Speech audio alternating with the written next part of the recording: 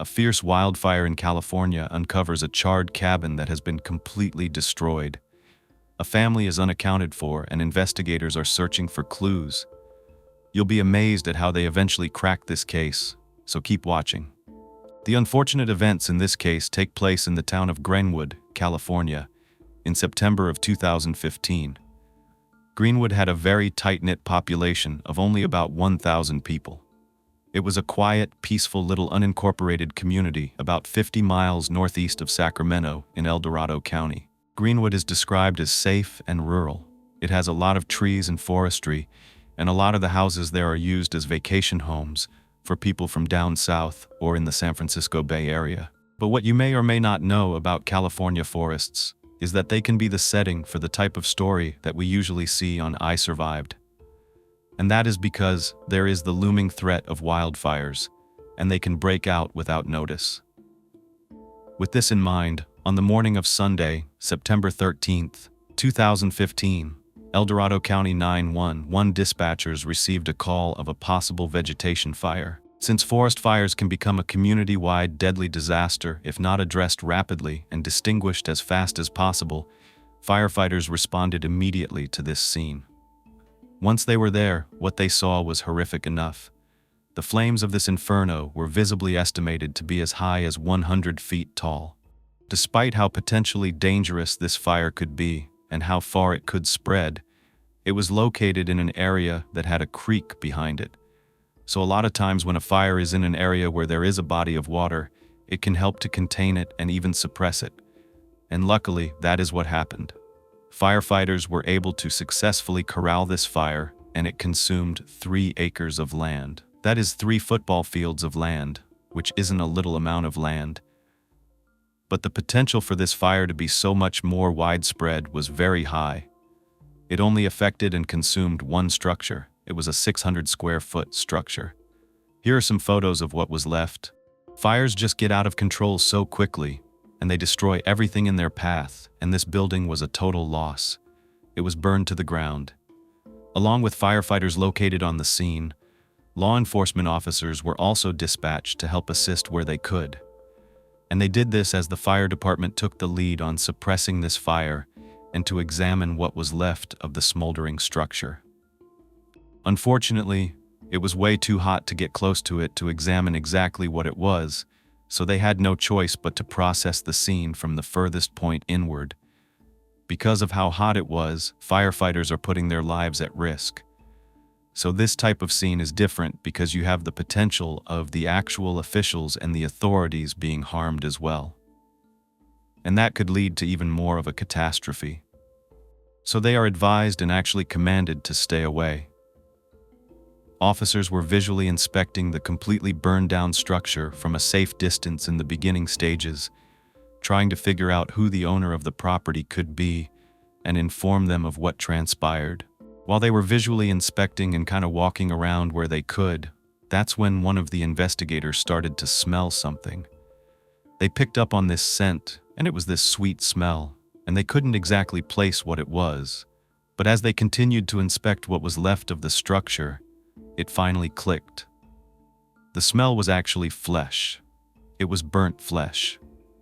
When you work in this type of environment for so long, you have the unfortunate fate of encountering victims whose lives were claimed by these infernos. When both the firefighters and law enforcement officers all reached a consensus that that very specific smell could be none other than of something that was once alive and had been burned by this wildfire, a search began. Now to find possible victims. But at the same time, they can't rule out wild animals either, so it was tough. Since the investigators were restricted in where they could actually search due to the high temperatures, as I mentioned, still emanating from this burned structure. But of course they continued their search where they could do so safely. At the top of the driveway they found a 2-axle trailer as well as an old Dodge work truck. The truck only had one area to sit up front, and I'm going to show you it here. So this could possibly fit about 2 adults comfortably, maximum 3, but that would be a really tight fit. So they're just analyzing, who could have come here. Did they take this truck? How many people potentially were in the cabin, if there were any? They were really trying to figure out whether anyone had been in the cabin when it had been burned down. They ran the plates, and the truck belonged to a company called Buchanan Construction out of Benicia, California, which was about 3 hours from Greenwood. The investigators called Benicia Police Department, and they asked them to find out more information about who owned Buchanan Construction. That's when they made their very first connection, and that was with a 38-year-old man named Adam Buchanan. Police went over to Adam's home, and when they arrived, they took note of a white Ford F-150 truck in the driveway. When they knocked on the door, the only person that was home was a boy. He was a 16-year-old boy named Nolan Buchanan. They asked him, "Are your parents home?" And he told police they were not home, but he had expected them to be home sometime Sunday evening. He wanted to know what was wrong, why the police were there, but the police didn't want to alarm Nolan because they didn't have ample information. Plus, they were not in charge of the case, they were merely gathering information for the Greenwood Police and Fire Departments. When the police asked where his parents were, Nolan explained his dad owned the construction company, and they had recently purchased a second home. It was a cabin out in Greenwood. They would go out there pretty often to complete remodels and renovations on it. And that's where his dad went with his fiancée that weekend, following a birthday party celebration they had for Nolan's half-brother, their 8-year-old son Gavin. They let Nolan stay at home because he wanted to go somewhere with his girlfriend. All of this information was relayed to Greenwood PD as they tried to shield Nolan from any further details of the incident until they could complete a thorough investigation. But of course, like any son, he wanted to know why the police were asking all these questions about his family. They explained that there was a concern in Greenwood, and they would update him as soon as possible. When this information was given to Greenwood Police Department, they now knew who owned the cabin that had been reduced to ash. On Monday, September 14th, 2015, Greenwood officers began to make that 3-hour trip to Benicia to gather even more information. They needed to connect the dots, and they called everyone they could to help find out more information about Adam Buchanan. First, they called his company, where employees gave them both Molly and Adam's cell numbers. Molly is Adam's fiancée. It turned out that neither one of their phones had been active for the last couple of days, and that did not look good. Something had happened, and they just had to figure out what. Where was Adam? What happened to the Buchanan family? They decided to stop by Adam's company, and there were a lot of employees there who could try to fill in the gaps about Adam and his family. After that, they were given the contact information for Adam's mother and father, Howard and Susan Buchanan. When the police told his parents what happened, they were shocked that the cabin had burned to the ground, and obviously, they were very concerned. They knew that their family went there all the time to renovate this cabin, and they knew they were probably there if they weren't to be found at their home. They wanted to know where their son was and whether their family was okay. But again, the police did not want to jump to any conclusions. They were just there to gather information. They needed to know the layout of the cabin. They asked if there were any pictures or floor plans because they wanted to get an understanding of where all the rooms were. The parents gave them as much information as they could about the cabin, and Howard explained it was under construction, that Adam would go up there often, and he was in the process of figuring it all out. And though Adam's parents were concerned about their family, the police had to keep their focus on this fire. They needed to understand how it could have started. They asked whether there were electrical issues that they knew about because of the construction, whether there were generators on the property. They just wanted to get an overall idea of whether this could have happened on accident. They also wanted to know more about Adam Buchanan. He said that growing up, Adam was a happy child. He was vibrant. He was always joking around, smiling, having a good time. He had twin brothers, Andy and Matt, as well as a brother, Eric, and a sister. He loved to work with his hands, and he was always trying to figure things out, put things together, take them apart. So it's no surprise that he gravitated towards construction. He did end up getting married quite young, and the couple had Nolan, who is now 16. But that relationship just didn't work out, and it ended in a divorce. Adam ended up getting custody of Nolan, and they were best buds. Adam did as much as he could for his son. He was a present father. He was always trying to make a better life for them. So as Adam's construction business grew, he was planning to hand it over to Nolan one day. Nolan began learning the ropes when he turned 12 years old. As much as Nolan wanted to take the business seriously, he wasn't as good at picking up things like Adam was. But as he began to follow his dad around, he learned how to run the business from day to day, and it was pretty exciting. He was taking it all on as a future owner, and the business had even been switched recently from Buchanan Construction to Buchanan and Sons Construction Company. Howard explained that his grandson got along great with Adam and that they worked well together. Adam was engaged to a 37-year-old woman named Molly McAfee. Police now had another person to look into. They were able to track down Molly's mother, Susie, and she explained that she actually had Molly pretty young. She had just graduated from high school a week before Molly's birth, and they were very close. It was like they actually grew up together. Molly also had 3 younger brothers, Brett, Brandon, and Matthew, as well as a younger sister, Rachel. Molly was a beautiful baby, and she grew into a beautiful woman. She was very rebellious as a teen, and the one thing she was seeking more than anything was that perfect man that could love her unconditionally. And she finally found him when she met Adam. Molly and Adam met on a dating site 10 years before this, and they talked for a little while before they ended up going to Starbucks. Then they headed over to the gun range because they both had an affinity for hunting. They really clicked, especially because Molly had administrative experience in the construction industry. They were love-struck right away. Their passion was completely undeniable.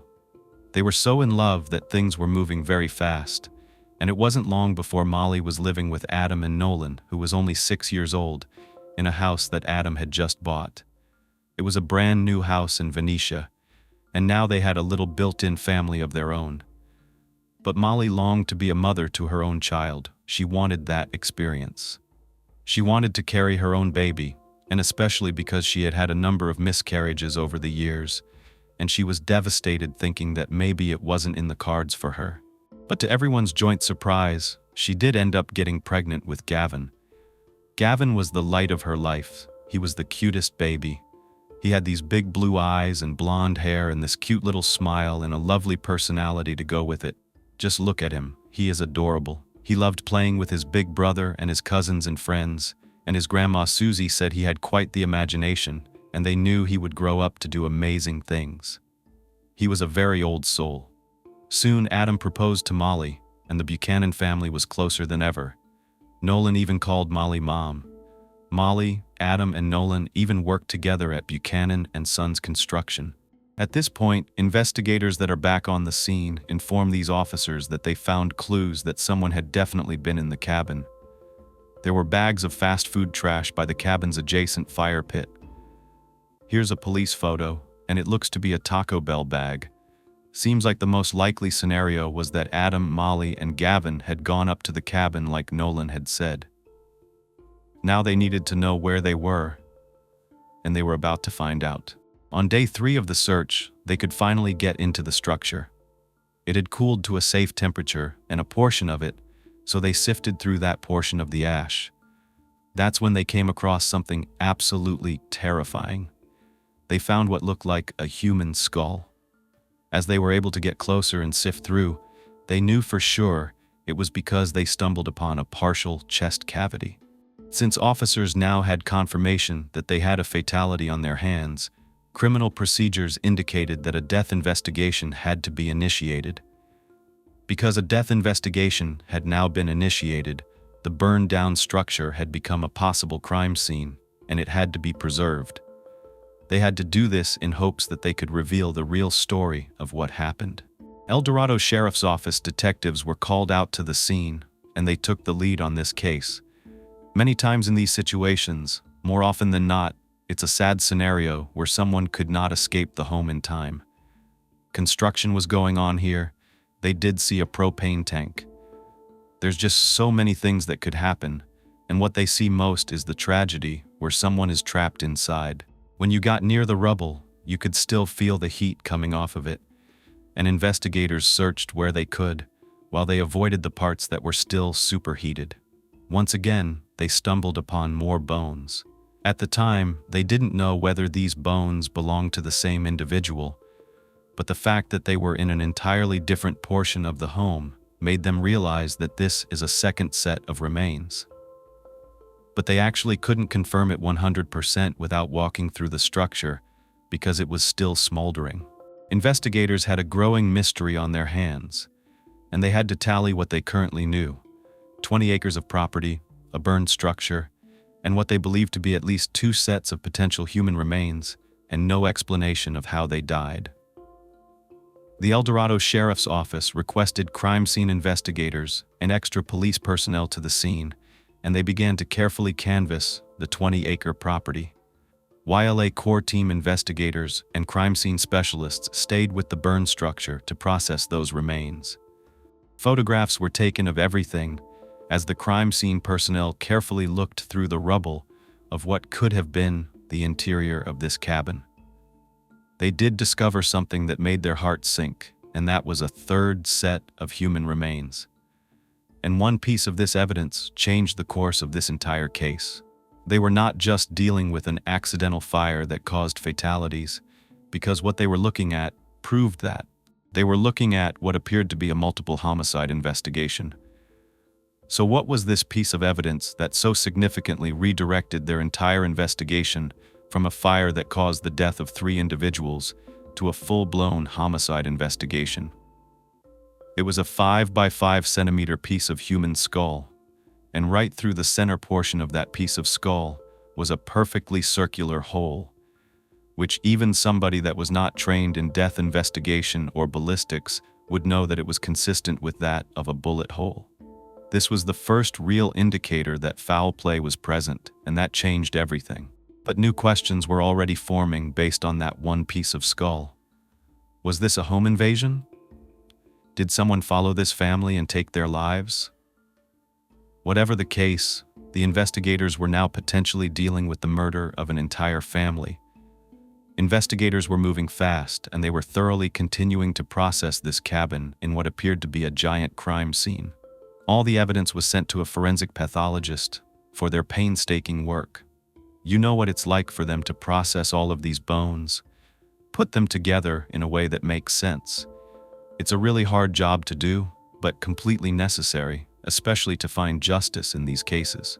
As the story started to unfold, pathologists did find that the first set of human remains had a bullet that was lodged in the hips, and there were fragments of bullets lodged in the spine. The second set of remains had been burned almost to nothing, but they were able to find several shell casings around the remains. And the third set of remains, that person died from a gunshot wound to the head. Some of the things about this picture-perfect family were not so perfect. Police had to interview more of the Buchanan's family members and their friends because they still did not have the identities confirmed, but it made sense that the remains were those of Molly, Adam, and little Gavin. In his very first interview with police, Nolan explained that he did not go to the cabin because 1, there wasn't enough room in the Dodge truck that his parents were taking back to the property, and him and his dog couldn't fit in there. Plus, he had plans to hang out with his girlfriend. Nolan had grown up a lot faster than other boys his age. He was very independent, and his father had no problem trusting him to stay home and watch over the house while they went up to the cabin. He was old enough to drive, and he chose to stay back. They pressed him about how he thought a fire could have occurred. He tried to think of plausible scenarios. He mentioned a theory that his little brother could have caused a fire by tripping over the generator. But then he tells police something significant that piques their interest, and that was about the relationship between Molly and Adam, and that it wasn't a good one. He said that they argued constantly. Now that investigators' interest is piqued, they want to go and find more personal information about the couple, so they track down and interview Molly's mother. Molly's mom explained that sometime in the past 10 years, no one is sure exactly when, things did start to go downhill a bit between Molly and Adam. Friends and relatives that were close to the couple witnessed their frequent arguments. There were times that they wouldn't even speak to one another. Molly would move back and with her mom from time to time. Sometimes she would bring Gavin, And other times Adam was sort of, I don't want to say hold him hostage because it's his son, but he wouldn't allow her to take him. And as a matter of fact, Molly was not welcome at the Buchanan family gatherings anymore. It was just too much for some of the people around them to handle. Molly was described as being unpredictable. There were also accounts that she was using drugs, and on at least 5 separate occasions police were called out to their home because of the arguments between them. By 2015, the couple was fighting on a daily basis. They would call each other names, and they would even throw things at one another. Adam wanted to throw Molly out and to keep Gavin, and I hate when children are in the middle of these adult situations because they are so innocent. They can't choose where their parents are, and for a parent to use that child as a pawn, really. I can imagine what Gavin was going through. Sometimes they would tell Gavin that he would never see his mom again, and other times Molly would walk out and she would claim that she was going to seek custody of Gavin. And this would eventually turn into even worse arguments back and forth. But of course, she would eventually return, and the cycle would continue, and this became a very toxic relationship. They just kept fighting and then going back to one another. Speaking with even more relatives, it started to paint an even more vivid picture of life in the Buchanan household. Nolan got along great with his father, but the tension between him and Molly made him fly off the handle. So there were times that Adam would get irate with Nolan, and he would take that anger out on his son. He would even throw things at him when he was angry. And sometimes these arguments got physical. The one thing that I personally don't like, that was explained by some of the family and friends, was how Nolan would get belittled by his father.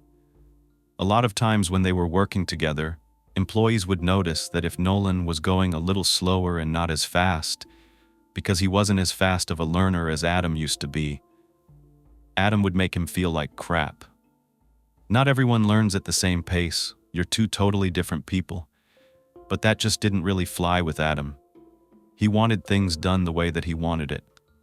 However, Nolan was a hard worker, and he wanted to live up to the expectations that his father put on him. And he did become a supervisor of a small crew.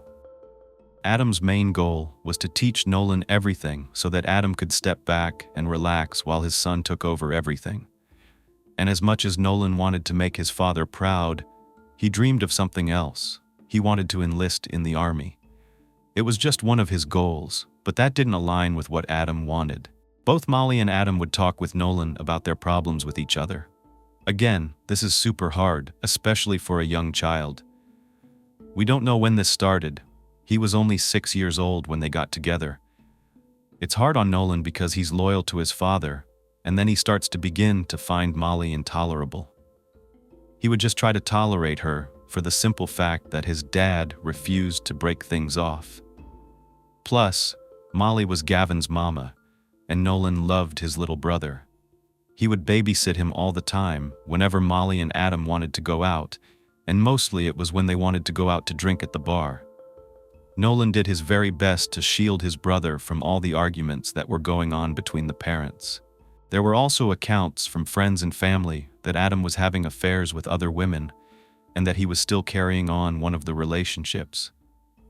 In August of 2015, when they tracked that person down, she explained that Adam would describe Molly as a bizarre woman, but he did say that they were working everything out in the relationship. And maybe that's why they decided to get this cabin in Greenwood, California, as a getaway. And they had recently been putting a lot of work into it. They were renovating the inside and remodeling each and every room, and it was very pretty. Finally, after having suspicions of who the identities of the 3 sets of human remains were, investigators received confirmation from the Department of Justice Crime Lab that the identities of the remains were, in fact, Adam, Molly, and Gavin Buchanan. Where was this unfolding story now taking investigators? They were wondering if this could be the tragic story of someone taking their family's lives and then taking their own, or whether it could involve something with Adam's business and it being a home invasion.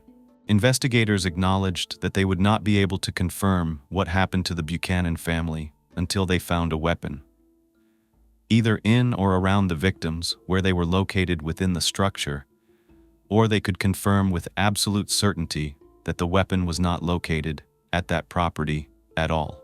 And I think you know why, and I'm going to explain it for those that might not be putting it together because, all this can be kind of confusing and fast-paced. Investigators knew that it was really important that they find even the slightest bit of a fragment of a firearm. If a firearm was found, then investigators would point in the direction of a potential murder-suicide. But if there wasn't a firearm, this meant more likely than not there was a suspect that wasn't accounted for. Again, police had the task on their hand that they didn't want to undertake, but they had to because it was part of their jobs. They now had to notify the families of the devastating news that their loved ones were in fact deceased. And that's hard. As investigators, you know you're there to serve your community, but more importantly the victims, to be their voice and to help put their story together to seek justice. It's difficult when you have to balance the interest that you are a public servant with the interest of loved ones with so many questions, especially when you have no answers.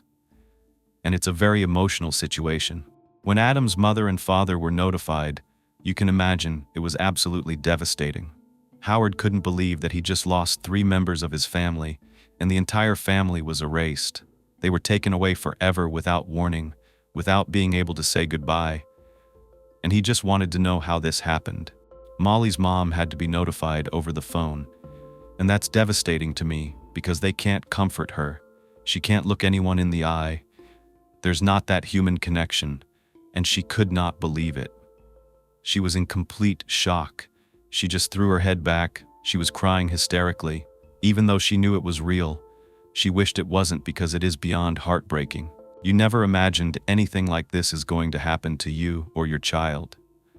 Molly's mom wanted to be as helpful as possible, even though it was hard to sit there and be level-headed and give police as much information and as truthful as possible when you just found out that you'll never see your daughter.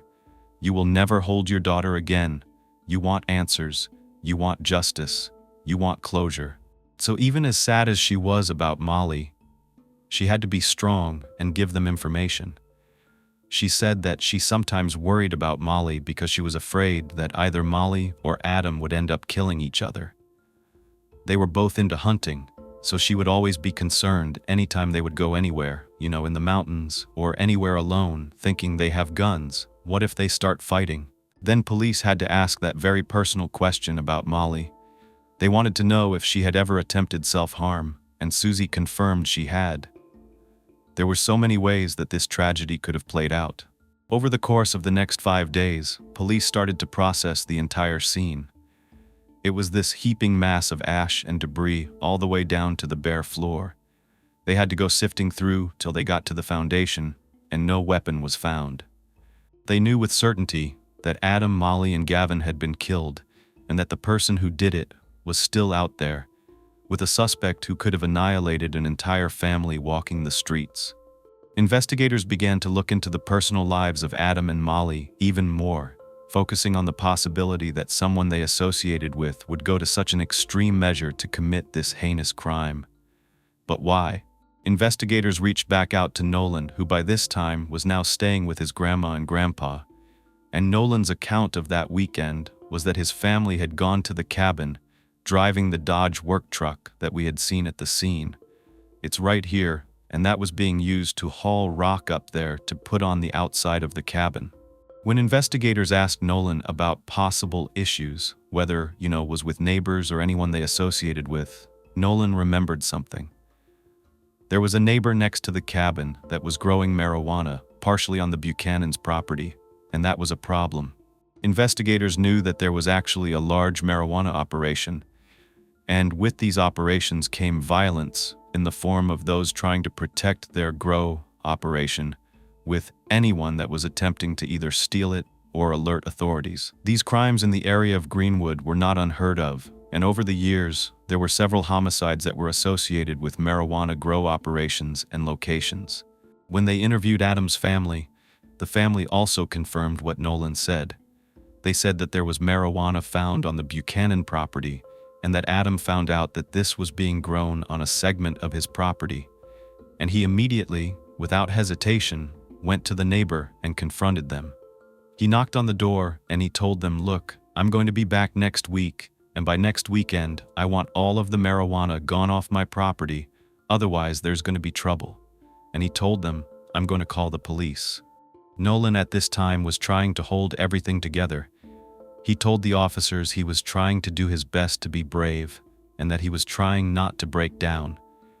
And I think that there is definitely a stereotype still about boys that show emotion, that it's weak. But there are moments when crying is appropriate, that letting out your emotions is the healthiest thing that you can do, especially when your parents just died. Even if it's a less traumatic situation, it's okay to cry. Nolan held that in, but he gave police as many facts as possible.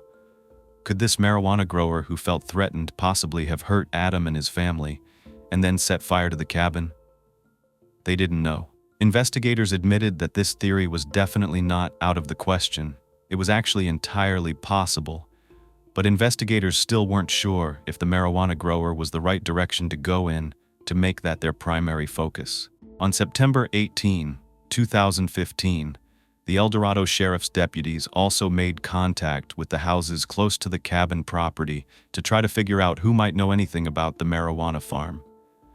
One neighbor reported the same exact story about Adam confronting the marijuana farm owner, and that person ran Adam off his property, and that seemed to be the end of it as far as that neighbor knew. Investigators also asked the family and friends of the Buchanans if the Buchanan family's business had any enemies. Apparently, the business was struggling, and Adam just had to lay off a handful of employees. They were now down to their lowest staffing level in the history of their company. They only had 5 employees left. As they started to interview more of these employees that had stuck around, Adam and Molly were described as, friendly enough, but some of them didn't have such nice things to say about them. They just didn't have a very good relationship with them. Molly's sister, Rachel, said from what she understood, Adam was very particular. He was very hard-headed, and he wanted the company to run a certain way, and it wasn't up for debate. If employees were going to be laid off, it's not surprising that one of them could have been disgruntled. The business was also in debt, and investigators confirmed that it was essentially failing. It was at least $30,000 in debt at this point. If you watch True Crime, you probably know that someone's finances and financial trouble is sometimes one of the biggest reasons that these crimes occur, so they had to look into it. Within this financial deep dive, investigators usually find that the worse a person's personal finances are, or business finances are, the more desperate for a solution these people might become. A search warrant was obtained so that investigators could look deeper into the business and hopefully find out if Adam and Molly had an enemy. There was a lot of work to be done, and investigators got started right away. And in the meanwhile, there was this unrelated, seemingly coastal cleanup going on. It was being done by a local high school, and it was about a mile away from Buchanan and Sons Construction Company. The high school students, I know you've probably been a part of this, they were doing this event where they volunteered to walk up and down, picking up trash and all kinds of other items that had been dumped and discarded along this road. While these students are walking in this area, they find something, a purse that had been discarded in a bush. And get this, guess what they stumble upon right next to the purse? A .22 caliber rifle. The purse and the gun were given to police, and once they were on the scene, they received a surprise that they could never have anticipated. Officers look inside the purse and they find 2 licenses, and guess who they belonged to? They were issued to none other than Adam Buchanan and Molly McAfee. Finding the purse and the rifle was a huge break in this case. Photographs were taken of both of the items and where they were located when they were found, and then they were collected to be analyzed at a later date. Investigators suspected that the person who murdered Adam, Molly, and Gavin at the cabin took the weapon, placed Adam's wallet in Molly's purse, and brought it all back to Benicia, California, and then dumped it with an effort to dispose of the incriminating evidence. But why would they do this a mile away from the family business? Now it's looking like it could be a disgruntled employee, and that was their focus because of where the purse and the gun were found. Investigators thought they had this strong lead that one of the workers that was associated with the business could be that suspect they were looking for, and that's where they headed next. A search warrant was obtained and authorized, and the investigators executed a warrant at the Buchanan family business. They went through the financial records, their computers, they went through all the vehicles, they were all seized, and they examined everything. They wanted to know, did anything happen in the business? Were any of the vehicles used to harm any of these people? What happened? Investigators were able to confirm not only was the business in debt and failing, but they also discovered something that changed everything.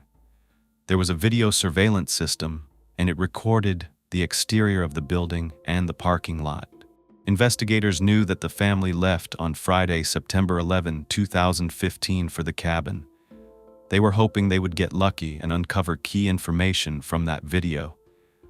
Once they focused on that camera system, they found a specific camera that was pointed straight into the construction area parking lot, right where one of the Buchanan vehicles was parked.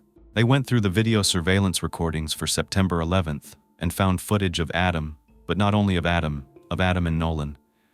They were loading pallets of rock onto the 2-axle trailer. It was found to be unhitched and parked at the cabin. And remember, Nolan explained his dad goes up there, they're doing the exterior, they've got all this rock that they're hauling over there, so you know it's making sense.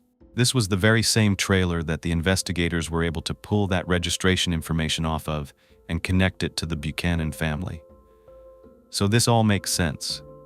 And in the video footage, the loaded flatbed trailer was then hitched to a vehicle, but it wasn't hitched to the Dodge truck, the one that had been in the driveway of the cabin.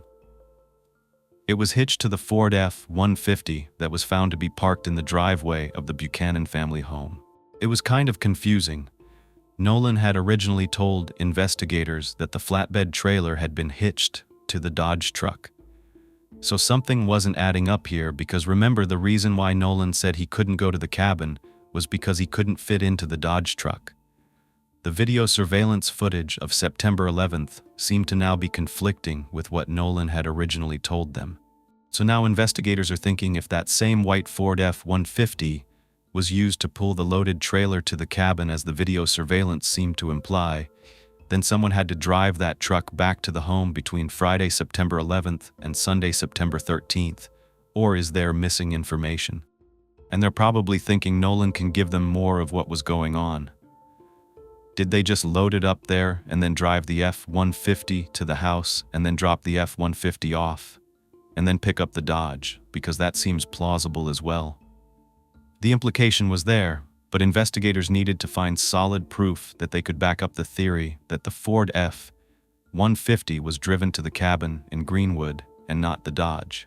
Then, randomly enough, doesn't that always happen? Investigators received a call from some extended family members that had taken Nolan to lunch that day. I think you know where this is going, but stay tuned, it gets kind of weird.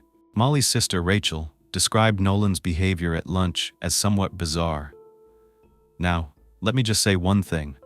In these situations, I don't think anyone is trained to act a certain way when something traumatic happens, and everyone wants answers. Family members do tend to turn on other people because they're looking so hard to figure out what happened, and a lot of times, family members are looked at first. Nolan's the only family member left at this point that's directly connected to all three of the victims. But according to Rachel, they sat down to have lunch, and she asked him why he wasn't at the cabin that weekend. Nolan, in her perspective, responded strangely. Instead of giving her a reason, his statement was, "I'm no longer an heir. I am the owner. My father put Buchanan and Sons Construction in mine and my brother's names, and now they're not here anymore, so I am now an owner." That seems so odd. And Rachel was shocked by this strange answer and said, Nolan was talking about how he wanted to get emancipated because now he was the sole owner of Buchanan and Sons Construction Company. You know, because they're gone. So Rachel went on to tell police that she then looked down at Nolan's hands and she saw him wearing these 2 huge gold rings. And she said, "Where did you get those rings? Were they your father's?" She was thinking, this is a sad moment. He misses his father, he's taking some memorable items, and he's wearing them. But Nolan just says, "No, I just bought these." And then she just told police. He just kept saying, I'm the sole owner, and how he was going to liquidate all the assets to keep the company afloat. Just so we're all on the same page, Rachel concluded the report of the weird conversation by saying, Nolan is 16 years old. What 16-year-old talks about being emancipated and liquidating assets? What 16-year-old is cold-hearted when his 8-year-old little brother is gone? And she thought he did something. Now at this point in the story, when I was reading everything, I kept thinking, Nolan knows his dad's business. He was concerned about his dad's business. If he cared about his father, even though his father's gone, he knew his father's wishes were that he took over the business, and his dad was always proud of him, even though his dream was to enlist in the army. Maybe in his grieving, this was the way he knew how to honor his father. And the fact that this is Molly's sister, it would lead me to believe, as someone looking from the outside, that Molly's sister would lean more toward not thinking that her sister's fiancé's family is that great, considering all the fighting and knowing that Nolan wasn't really her biggest fan. But with all these red flags raised, they have to look into Nolan. 2 investigators arrived at the grandparents' home, and they interviewed Nolan at length. They did not tell him about anything that was on that camera surveillance. Instead, they wanted to lock him into his previous statements. The first time they talked to Nolan, they didn't really get into many of the details of what he did that weekend. However, in the second interview, he went into a little more detail, and he told investigators he was home alone on Saturday, and then he told them that he was at church with his girlfriend and her family on Sunday. After church, he hung out with some friends, he went to the mall, he took his girlfriend out on a date, and the investigators say, well, how did you pay for the dates? And Nolan told them that Adam had left him with an ATM card so that he could make purchases. This mention of an ATM card and it being located inside the house, they decide to get a search warrant so that they could get the ATM card. And when they go in, the card is exactly where Nolan said it would be. It was on top of a safe, and then it was seized as evidence. In the driveway was that white Ford F-150 truck, and as they looked closer, investigators noticed there was a pretty good amount of brown dirt on the exterior of this truck. The dirt was analyzed, and they found it to be consistent with the soil around the cabin. The investigators seized the truck for evidence. They wanted to gather more evidence that might be present within the interior of the vehicle. Once they received confirmation that Nolan was lying about which truck was taken to the cabin, Nolan immediately became the main suspect of this crime. But before you think this is an open and shut case, there's more. It is really hard for me to comprehend that a 16-year-old could do this to his entire family, including his little brother who he loves and adores. But at this point, it seemed like this is all they had to go on, that the evidence against Nolan was building. Nolan's fingerprints were on that .22 caliber, and again, he is a family member. Could it be that his fingerprints were on it because he's touched it, moved it, been near it? Well, regardless, we've got a match. But investigators still needed to prove the fact that Nolan was at the cabin if they were hoping that this case would hold up in court. Once investigators had that information, it would at the very least eliminate with certainty any other theory about how Adam, Molly, and Gavin were killed. But how were they going to be able to prove that Nolan was, in fact, at the cabin on Friday, September 11th, to Sunday, September 13th? Their efforts were intensely focused now on that bank account and the transactions. Investigators looked at the bank accounts of Adam and Molly and all the transactions in the days before, during, and after that weekend they were at the cabin. The very first transaction on one of the debit accounts was on Friday, September 11th, the day that the family would have gone up to the cabin. And it showed a transaction in Fairfield, California, which is on the way to the cabin. And this was for $36.80 at Taco Bell. And that's a lot to spend at Taco Bell. The investigators went straight to that specific Taco Bell and asked for their video surveillance. And lo and behold, it revealed the Buchanan family was driving the white Ford F-150 in the drive-thru on September 11th at 8:38. So now we definitely have a problem, Nolan. We definitely have a problem. They could also see that the double-axle trailer was being pulled by that Ford F-150 150, the same one that the rocks are being loaded on, the exact same trailer that was left behind at the cabin that they found on September 13th.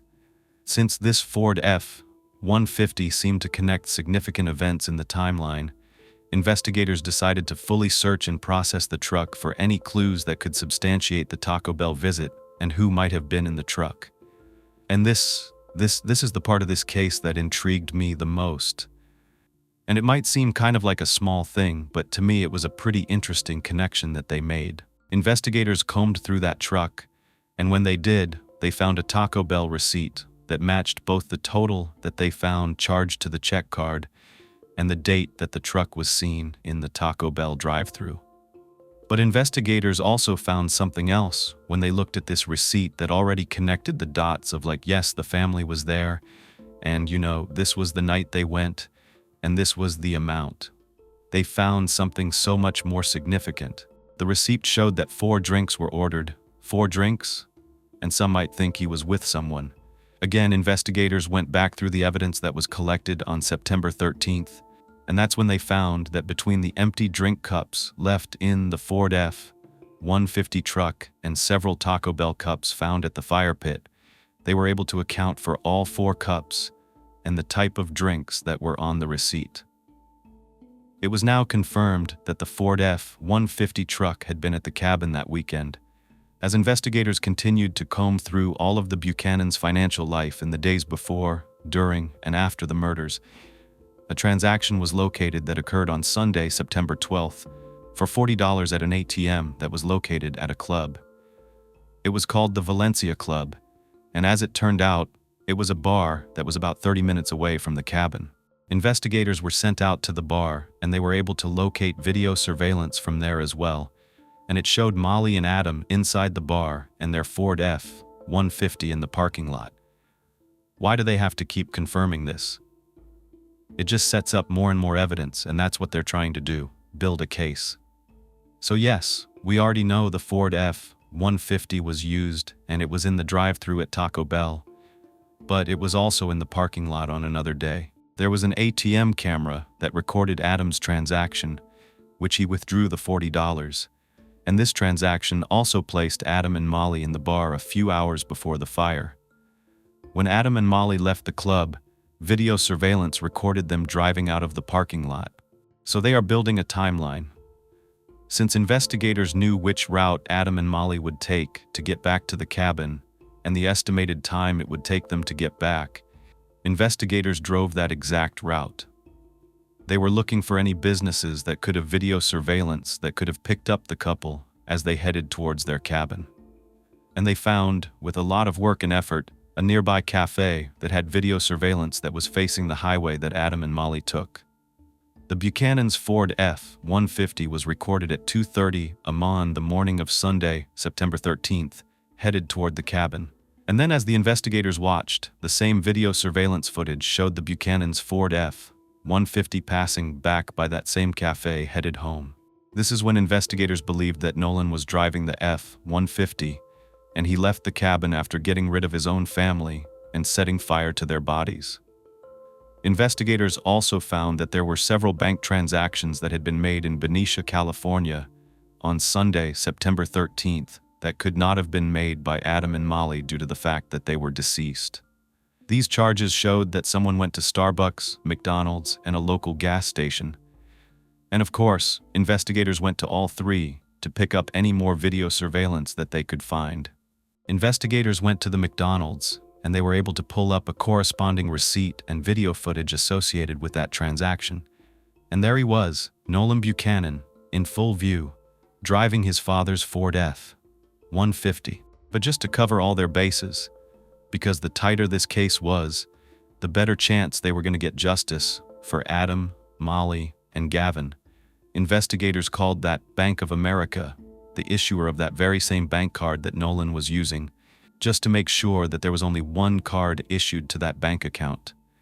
So there could be no second card with the same account that was used by someone else. And it was confirmed that there was only one card, and that card was being used by Nolan Buchanan.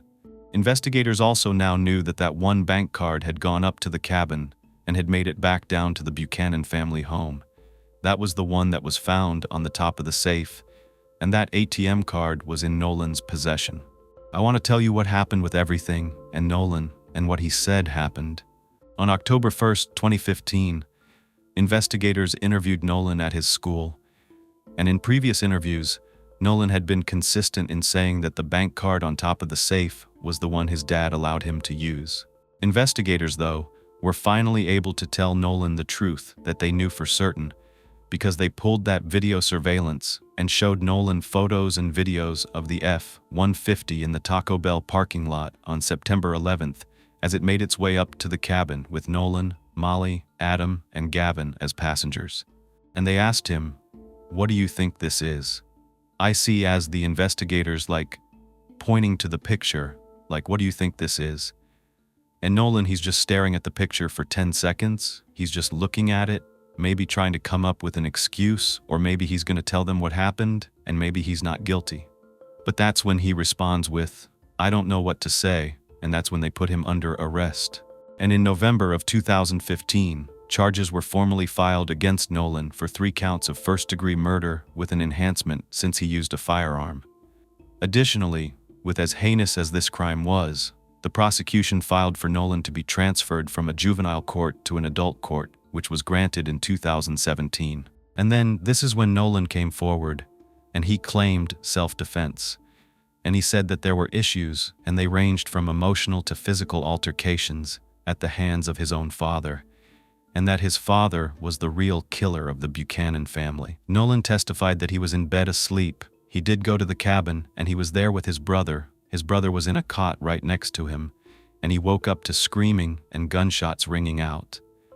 He then heard somebody yell "no," and he saw the barrel of a rifle pointed at his brother. He said he saw the gun raise up as his brother was lying in bed, and he was shot 1 time. At that point, the person turned the gun toward Nolan. Nolan said he attempted to wrestle the gun away. He pushed the person back, got the gun, and shot that person twice. And he said the person who shot his brother and then who he shot was his father, Adam Buchanan. Apparently, within the story, Molly was killed first, and she was the person that yelled "no." That was what he had kind of put together.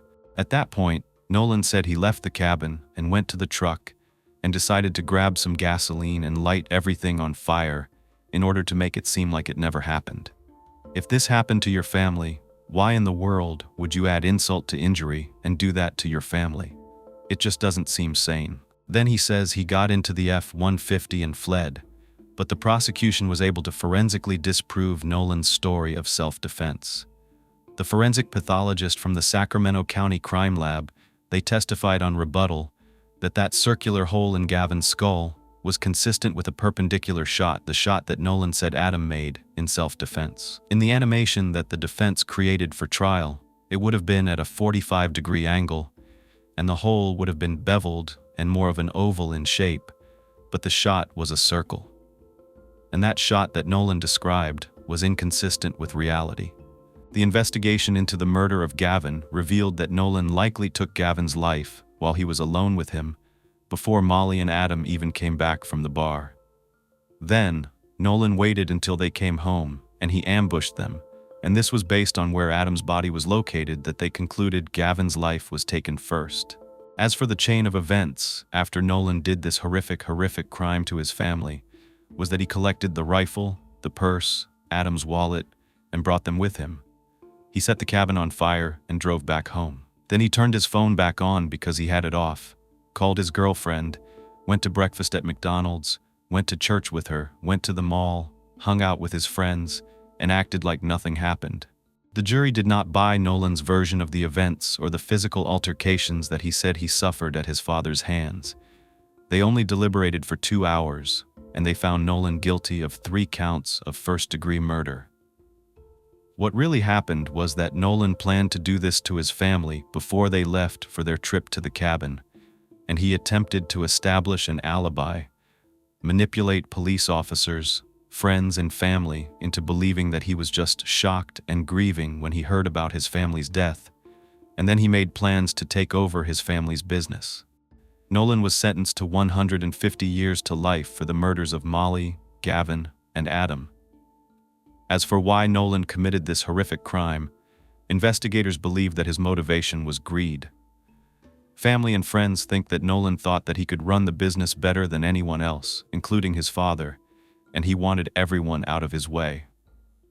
He was going to get emancipated, and he was going to run that company on his own. He watched his father for years and thought he was going to live this life of luxury. Would that make a 16-year-old do this to his entire family? Was he some kind of narcissistic sociopath? Was it just greed?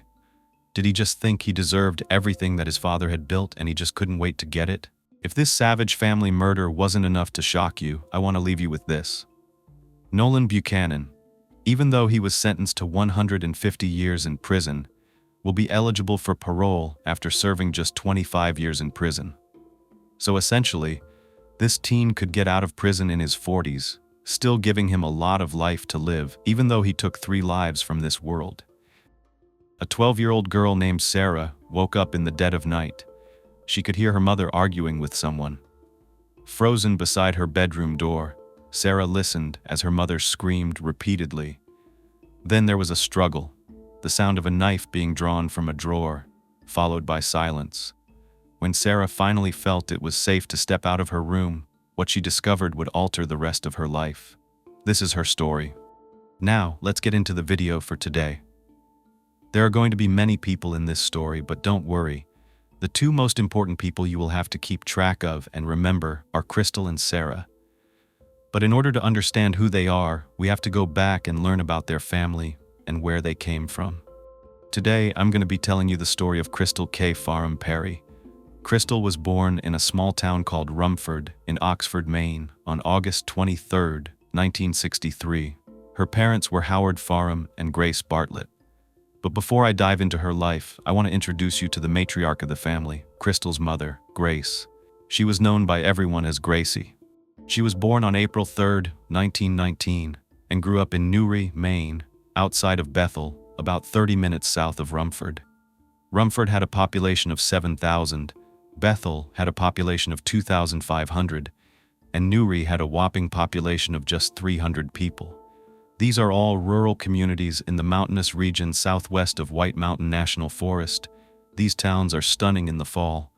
The trees in Maine turn beautiful reds and oranges, and there are tons of rivers, waterfalls, and hiking trails. By the 1900s, rural southwestern Maine was known for its farming, manufacturing, and logging opportunities. Rumford had a huge paper mill, and Bethel was known for its shoemaking and masonry jobs. Gracie grew up in a community in a time where you had to work hard for what you had, and everyone knew everyone else. It's easy to foster close relationships, and it's also easy for rumors to spread. Gracie had 6 sisters and 5 brothers, so they grew up having to take care of each other, and Gracie was the primary person looking out for herself. When she was only 17, a month and a half away from her 18th birthday, she got married to a 23-year-old man named Raymond M. Bartlett. He was a cook, and they moved in together. They were very much in love at the time, but they had their fights as well. Sometimes their personalities just clashed. Gracie was very particular about the way she organized her home. Perhaps you might call it a little OCD nowadays. But she really loved to have things in order and enjoyed interior decorating, gardening, and listening to music. She actually sounds like someone I could be friends with. But Gracie especially loved to go out and dance. She liked to let loose. She was pretty, and when she went out, she would catch men's eyes, which sometimes caused Ray to become jealous. Together, they had 1 child named Keith before Ray left for the Navy. While he supported his family, Gracie took care of their son and continued to enjoy all of her hobbies, including going out on the town while her husband was far away. Eventually, a rumor spread around town that she was cheating on Ray, and his parents believed this rumor. They convinced him to get a divorce, so Gracie sadly ended up moving back home to Newry. She lived with her parents for a couple of years, and during this time, she had her son, Richard. Her parents actually suggested that she put him up for adoption since Gracie didn't have a way to provide for him. That's hard, especially in those times, with the way people would end up judging women who weren't married. They would judge them pretty harshly if they had a child out of wedlock. Gracie's neighbors stepped up and eventually raised Richard, and he later ended up becoming the local milkman. But Gracie soon met another man named Howard Farham, who was in the army. They got married and moved in together just outside of Rumford.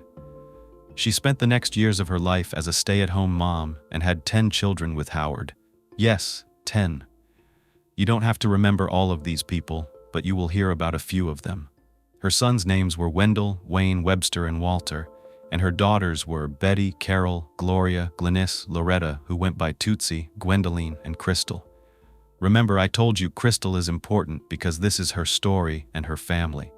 Sadly, when Gracie was pregnant, she miscarried Walter, which was very traumatic for her. In the 1950s, attitudes were slowly beginning to change to understand what a miscarriage was, and that it wasn't a woman's fault. But many people either didn't know this or still believed that a woman was responsible. Even the name miscarriage makes it sound like a woman made a mistake. Back then, Howard blamed Gracie for the miscarriage and he took it out on her violently. Howard was a nasty person. He was aggressive, he was an alcoholic, and he spent most of his life in and out of jail. He and his friends would go around the town, just terrorizing people, committing petty theft and robberies. Not only did he hit his own wife, but he also went to prison for 5 years for forcing himself on one of his own daughters. Yet Gracie continued to visit him in prison, and it was hard being a single mom.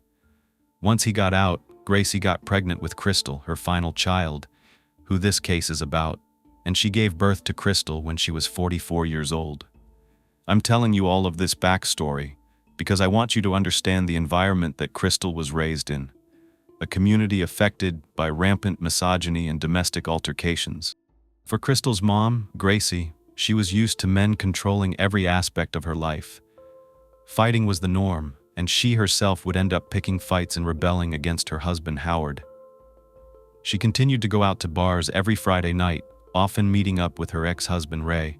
She and Howard finally decided to get a divorce when Crystal was only 5 years old, and very quickly, she remarried her ex-husband Ray Bartlett. I don't know if you remember, but Ray was also a controlling alcoholic, though he wasn't as bad as Howard. So she sort of did trade up, but Ray did not like children. That would be a red flag and a hard no for most women who already have children or want them in the future. Remember, Gracie had 10. 1 was from Ray back when they were married, that was Keith, and 9 were Howard's. Crystal grew up surrounded by her siblings in a tiny farmhouse, with not enough beds for everyone, not enough space, and not enough food. The kids would usually share a bed or go to a friend's house for sleepovers. By the time the kids reached high school, many of them left home to escape the toxic environment they were living in. Crystal's primary caretaker was actually her older sister, Glenys. When Crystal and Gwen, the 2 youngest, were toddlers, Glenys was 12 years old. She was the one worried about them like a mother would be, even though they were her younger sisters. When the little ones went roaming around the yard, Glenys was there to save them.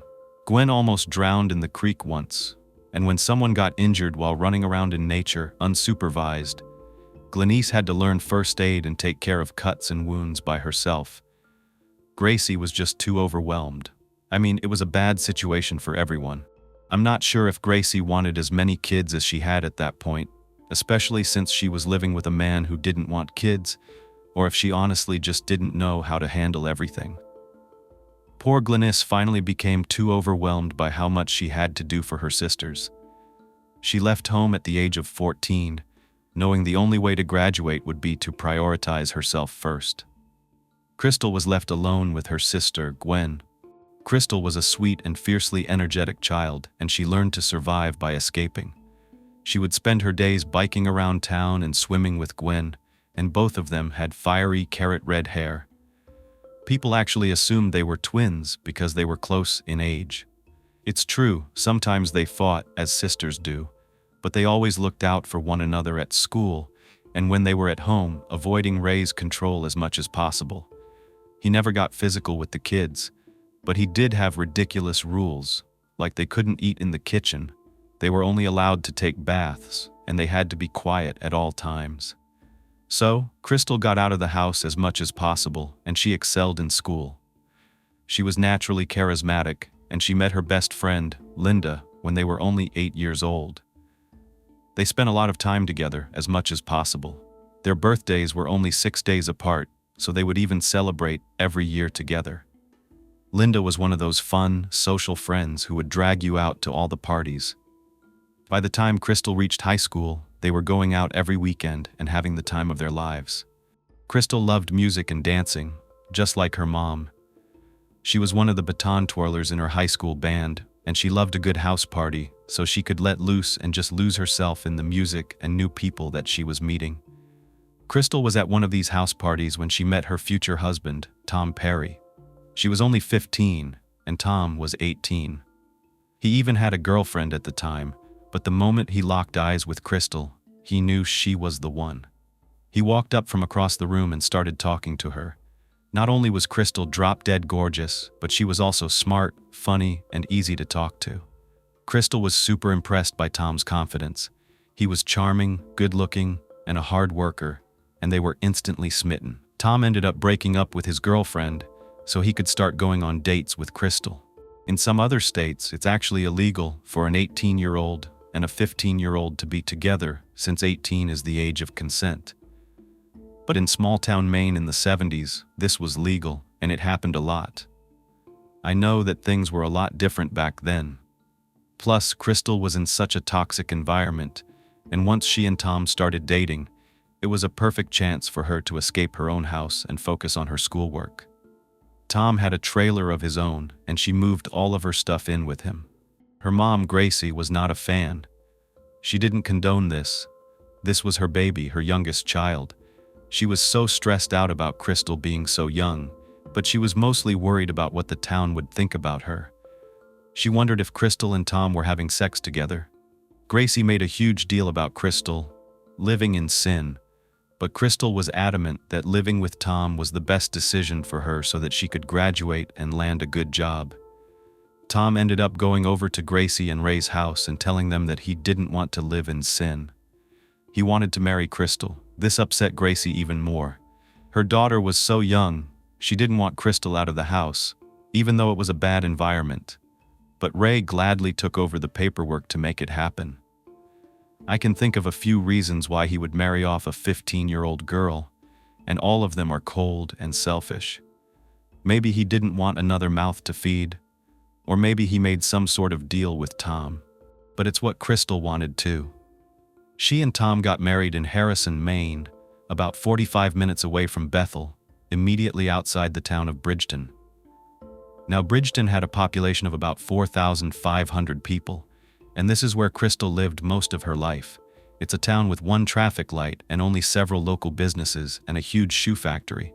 The town is touristy in the summer because it's near Pleasant Mountain, which has a ski resort. In the wintertime, you can see the mountain's trails that spell out the word love. The town is also where Stephen King set his novel, The Mist. It can get very spooky in those woods, but it's unique and a beautiful area. Crystal got married on June 20th, 1979, in a tiny chapel.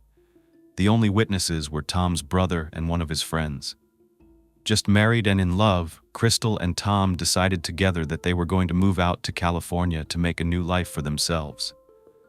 Gwen, of course, was pretty disappointed when she heard the news that her sister would be leaving.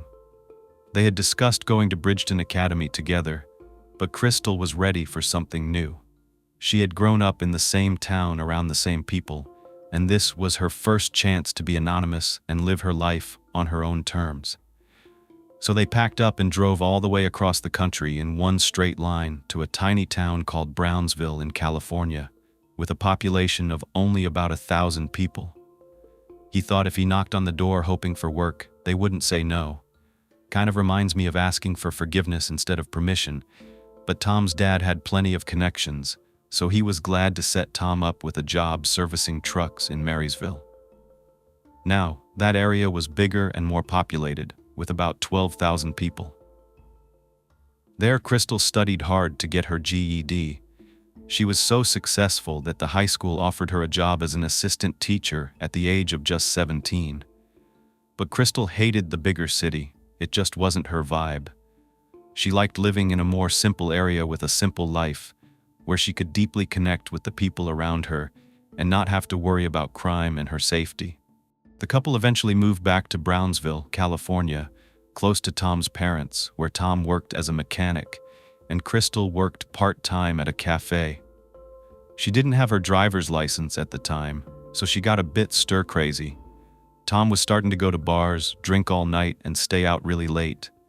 Crystal eventually told him she was homesick, and they decided they would move back to Bridgeton, Maine. So just after a year and a half of living in California, Crystal returned to her family and friends. You never know what you have until you leave sometimes, and she quickly landed a job at Bryden Seago Shoe Shop, also known as Pleasant Mountain Moccasin. Crystal was so detail-oriented, and she worked really hard. Her job was actually to stitch shoes together, especially loafers and boating shoes. She was a natural. She had strong hands and very precise movements. She and the other women in the shop, including her friend Penny, who worked right across from her, would race to see who could complete the shoes the fastest. The average person could do about 5 bins of shoes a day, and Crystal, she did 6. So from 6 a.m. to 4:30 p.m., Monday through Friday, Crystal sewed shoes. The work was exhausting, as you can probably imagine, and it was easier to sew shoes while standing up. Sadly, over time, Crystal started to develop carpal tunnel, but she loved being able to provide for herself and found a strong sense of community at this shop. When Crystal finally turned 18, she found out that she was pregnant, and she was so overjoyed. However, she started to grow a little concerned about her living situation. Tom was working a lot, but he was doing a bunch of odd jobs. He was mainly a mechanic, but he dabbled in construction and carpentry work. Then every evening, he would go out to his favorite bar, Sulky's, and drink all night.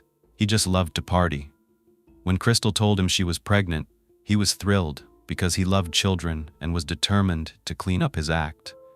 Unfortunately, Tom struggled to stay sober and went back to his old ways. He continued going out every night, leaving his wife at home. Crystal gave birth to a beautiful baby girl named Sarah, the other person you're definitely going to have to know in this case. Crystal was the best mom. She tried her best to break the cycle of her own childhood trauma and truly provide for her child. Now, she didn't have many options when it came to daycare, so she had to rely on her mother, Gracie, to help out. In the mornings, Crystal brought Sarah over to Gracie's house, and after work, she picked Sarah up and played with her all night. Crystal would make dinner, they would watch TV together, they would dance, and they would read. Some of Sarah's earliest memories are sitting on the couch in the evenings with Crystal while she threaded her needles for work the next day. Unfortunately, Tom was rarely home, and his drinking horrified and frustrated Crystal. He was becoming violent and aggressive and would spend large amounts of money going out. One time, Crystal even asked him to please set aside some money for groceries. When she got home from work, she saw that he had spent all of their money at Sulky's, his favorite bar. She actually went down there and confronted him. They got in a fight, and Crystal ended up punching him in the face. Not saying it's right, but this woman was at her wit's end. They were having loud arguments every single night, and Crystal's anger would often get the best of her. Eventually, Crystal gave up on waiting for Tom to get it together. She filed for divorce, and Tom didn't even show up to court. For years, Crystal would talk about how much of a bad husband he was, but she chose to keep his last name. I'm sure part of Crystal still loved him. They had spent many years together, and he was still the charming, good-looking, motorcycle-obsessed Tom that she always knew. But he had fundamental flaws. For some time, Crystal made an effort to keep Tom in her daughter Sarah's life, at least so she could have a father figure around. Tom did make an effort as well. He would take Sarah for ice cream, buy her presents, but he rarely paid his child support. Since he worked odd jobs, mostly for cash, he didn't report the money he earned to the state. Even worse, he moved in with a woman named Teresa, who had substance issues of her own. She was violent and jealous. Teresa didn't like the fact that Tom had been married to Crystal and that they had a kid together. She ended up harassing Crystal for years. This was not something to take lightly. I'm talking about death threats over the phone, fighting her in bars. It got physical. It really wasn't a good situation, and Crystal was afraid that her daughter might come into contact with Teresa if she was over at her dad's. Crystal had a heart-to-heart with Sarah and asked if she really wanted to keep seeing her father. By that time, Crystal was dating a new guy, someone Sarah thought of as a dad, a father figure. So Sarah said it didn't really matter whether she stayed in touch with her biological father or not. The rest of her childhood, Sarah would just see Tom around town, but didn't truly connect with him until she was an adult. Now let me tell you about Crystal's new boyfriend. His name was Dale Martin. They met at a bar, and I won't judge because, honestly, there weren't too many places to meet someone in such a small town. Dale was calm and laid back. At first, Crystal moved into his house, which they collectively referred to as the dump, because Dale didn't have much money coming in. He had gotten a back injury due to a construction job, so he wasn't currently working. The house was a mess. He spent most of his days gardening and fishing, waiting for a settlement check to come in. Eventually, that check did come from his former employer, and he was able to buy a new house. Living with Dale, Crystal was able to actually buy her first car. It was a black Ford Tempo, and it gave her the freedom to visit her family and start to enjoy herself. Crystal and Sarah would go on long drives together, and Crystal would do what they called a car dance, which was basically jamming out to music and embarrassing her daughter. She would also quiz Sarah to make sure she knew all the cool songs and bands. The two of them would go on road trips to Portland, Maine, to collect sand dollars at the beach. Other times, Crystal drove all the way to Boston to visit her sister, Glennie, and see museums there. Crystal finally felt that she had the independence she had always dreamed of. It's so crazy what just having a vehicle, a means to get around, can do for someone. Sarah was thrilled to be living with her mom's new boyfriend, Dale, and having him as a father figure.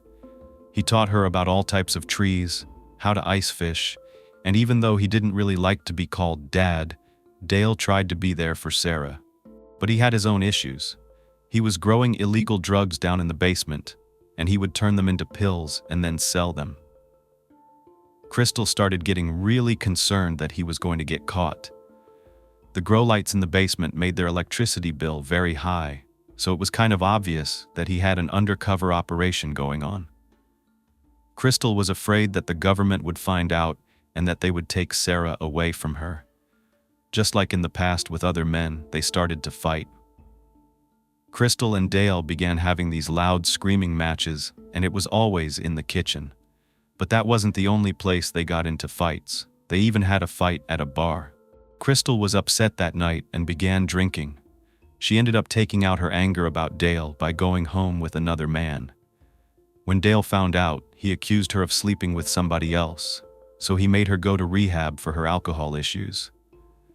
Even though Crystal did not have a drinking problem, she knew she made a mistake and regretted that. But she didn't do it because she drank too much. She did it because she was upset. Unfortunately, this event fundamentally changed her and Dale's relationship, and he became increasingly violent towards her. Over time, all of the thrown plates and punched walls became too much. Crystal moved herself and Sarah back into her mother's house. At this point, it would have been about 1992. At the time, Sarah was 10, Crystal was 28, and her mother's husband, Ben Ray, remember him?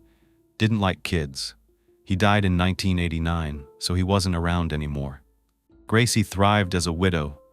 Now she could do things on her terms and keep her house exactly the way that she wanted it. She painted all the walls orchid purple and arranged the towels and everything just the way she liked. Crystal moving in with her mom was a lot. And with Gracie, even though she gave her daughter a place to stay and loved her, deep down, she was a controlling and critical parent. She would scrutinize everything down to Crystal's outfits, and she would get mad at her for the littlest things, like adjusting the heat by just a couple of degrees or forgetting to replace the water in the refrigerator water jug. She criticized Crystal for even getting into a relationship with Dale, but then she also criticized her for ruining the relationship with Dale because she now had to move into her house. It was its own form of abuse, and it was really hard for Crystal and Sarah to live in that environment. They were finally relieved when Crystal was able to save enough money and get a government check to buy a home of her own. The new home was in Bridgeton on Route 93, which was regularly used as a logging road. It was a single-family ranch-style home painted black and white, situated in a pretty isolated wooded area, though, at 135 Sweden Road. When the developers put in this house, they ripped out most of the trees and then just replanted 2 smaller ones along the front entrance. So, without trees covering everything, Crystal and Sarah actually felt a little exposed. You could see what the trees looked like on the road right past their driveway, with many of them removed. They thought, who knows if some random person could be looking at them from the street. But since this was kind of a remote area, they weren't too worried. However, being remote caused other fears. If anything happened to them, it would be hard for them to get help. It was a 5-minute walk to the nearest neighbor's home, and with all the death threats that Crystal was getting from Teresa over the phone and elsewhere, Crystal was cautious. She always made sure to lock and double bolt the door. But this house was an absolute dream for them. It was true independence, and together, Crystal and Sarah made a little life for themselves. They spent a lot of time outside, going on long walks along the road and buying a birdhouse for their yard. Crystal had freckles from spending so much time outside, and now that she was older, her hair had turned into this beautiful dark red auburn color. She wore blue eyeliner every day, which made her blue eyes pop even more, and she was really into fashion.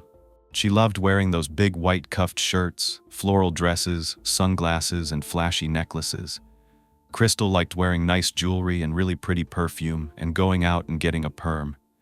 This home was Crystal's oasis, where she could really finally practice some self-care and be the best mom possible. Since Crystal was so young, people would actually mistake her and Sarah for sisters instead of mother and daughter. Sarah said they were like sisters too. They hung out all the time at the mall. They went to the movies together. They liked to go pick out a VHS tape, get some dinner at House of Pizza, which was only a 5-minute drive off Main Street where all the shops and restaurants were in Bridgeton. And then the two of them would watch a scary movie. Their favorites were The Shining and Children of the Corn. Every year they dressed up for Halloween, Sarah as a pirate and Crystal as a vampire. Crystal actually loved true crime. She had books on Ted Bundy and the Manson family, even though she didn't let Sarah read them because they were too graphic in her opinion. On Thursday nights, they watched Seinfeld together. On Saturday mornings, Crystal cooked pancakes and bacon while Sarah watched Garfield, and every night, Crystal sang to Sarah and tucked her into bed. She truly sounds like a super mom, and Sarah was quoted saying that she always knew she was loved. And I want to thank Sarah so much for really capturing her life in her book, After the Eclipse, because it's where I got a lot of this information. Crystal was absolutely full of life and super down to earth. She was not religious, but she was spiritual, and she really enjoyed pulling cards from her deck of tarot cards. She appreciated the small things and the little moments she shared with her loved ones. She was closest with her sisters, Gwen and Glennis, and every Thanksgiving, Christmas, and summer she would spend time with them. She also spent a lot of time with her mom, Gracie, and at that point she couldn't drive, so Crystal would go over there, pick her up, and take her shopping. Even though her mom never told Crystal how much she appreciated those trips, because that just wasn't the type of person she was, she did tell others that Crystal being around made her feel a lot less lonely. Crystal was just that kind of person. She was generous, loyal, and devoted to her family. The only thing that weighed on her was a struggle to find a loving, supportive partner. She had grown up with a ton of misogynistic jerks, and she was just unlucky. I mean, when you live in such a small town, it's really slim pickings, even though Crystal was such a catch. It's sad, and this took an extreme toll on her mental health. She had anxiety and self-esteem issues. When Crystal turned 29, she started to go to a therapist so she could talk about her thoughts of self-harm, and it was that bad. She told her therapist she just felt unable to do anything by herself, and I think it is important to take yourself on dates. The next guy she met was Tim. He was a younger guy in his early 20s, and it was a long-distance relationship. They actually met through mutual friends, and Tim just wasn't ready to settle down. There was always something. He was still in school to become an electrician, and he didn't want to get married until he landed a steady job, which is reasonable. Also, he had some baggage.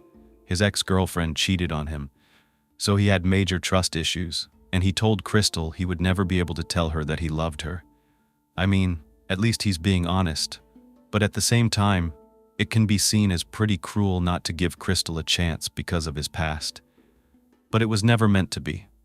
Crystal wanted a stable partner who she could marry and have another child with. She dreamed of being able to give Sarah a little brother. She was so happy when she met Tim, but they would have these intense fights because they just didn't see eye to eye in their relationship, and they ended up breaking up. But it was kind of an on and off relationship that took a little time to actually burn out. That year, in 1992, Crystal was still working full-time at the shoe shop when a new guy started working there. He was even younger than Tim. He was 19. He was tall, thin, and handsome. He had bright blue eyes, and she liked that he wore an earring. His name was Dennis, but he went by Denny, and he worked with the machines. He was known for throwing tantrums every day at these machines, which eventually got him fired.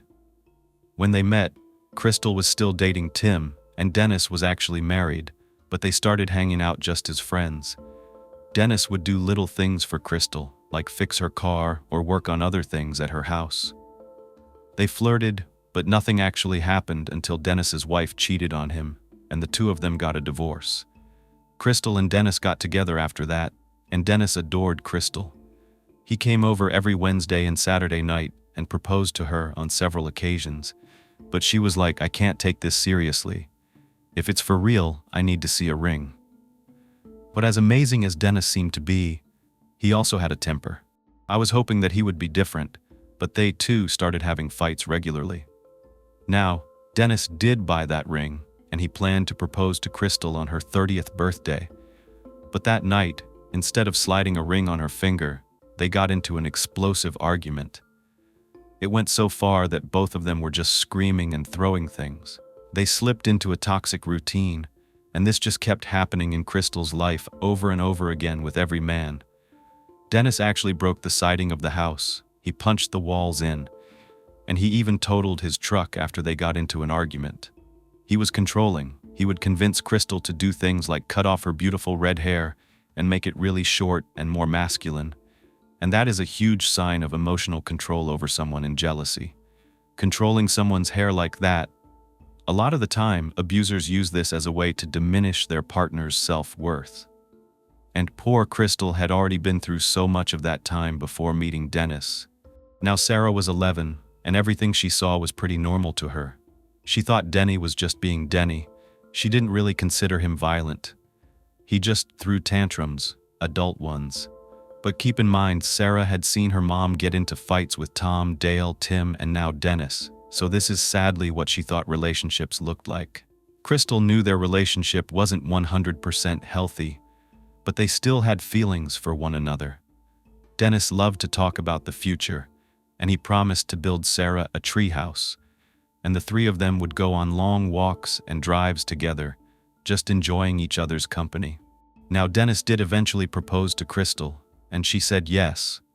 But in therapy, Crystal talked about her relationship with Dennis and how it affected her mental health.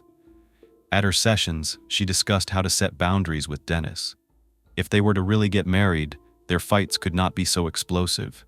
It just wasn't fair to her or to Sarah if he didn't get his act together. There were other fish in the sea, even though the sea is kind of small where she is. But being alone is sometimes better than being in this toxic environment. Sarah said this about her mom. In her romantic selections, she could have done better and she could have done worse. Crystal did everything in her power to make a great life for her daughter and to find the love that she herself deserved. On Tuesday, May 10, 1994, 30-year-old Crystal and 12-year-old Sarah witnessed a solar eclipse together. They always bonded over big weather events like that, and together they watched the moon partially cover the sun, marveling at how cool it was just to be alive. They had no idea what was ahead of them. Just like the moon had covered the sun and brought darkness to the earth, a blanket of darkness was about to come over their lives. The next day, Crystal went to work and Sarah went to school. They came home, had dinner, and did their normal routine. Sarah doesn't remember a single thing about it because it was so normal. It was an average day, automatic, easy, and natural. Then Sarah went to sleep, but in the middle of the night, she woke up to the sound of her mother screaming. Sarah was used to this. At first, she thought that it was just Crystal having an argument with Dennis. He usually came over on Wednesday nights, so it made sense, and the two of them were in a rough patch. But Crystal was screaming "no" at the top of her lungs, and she was doing it over and over again. She didn't usually sound this scared. Sarah wasn't sure what she should do, so she called out, "Mom!" Then she panicked because her bedroom door was still open, just a crack. What if this person fighting with her mom wasn't Dennis? And what if they looked in and realized Sarah was in there? She got scared. She didn't know who was out there. So she crept slowly toward her bedroom door. She couldn't see the kitchen from her bedroom, but it was right down the hall, less than 15 feet away. Crystal just kept screaming over and over again, pleading for her life with this person she was fighting with.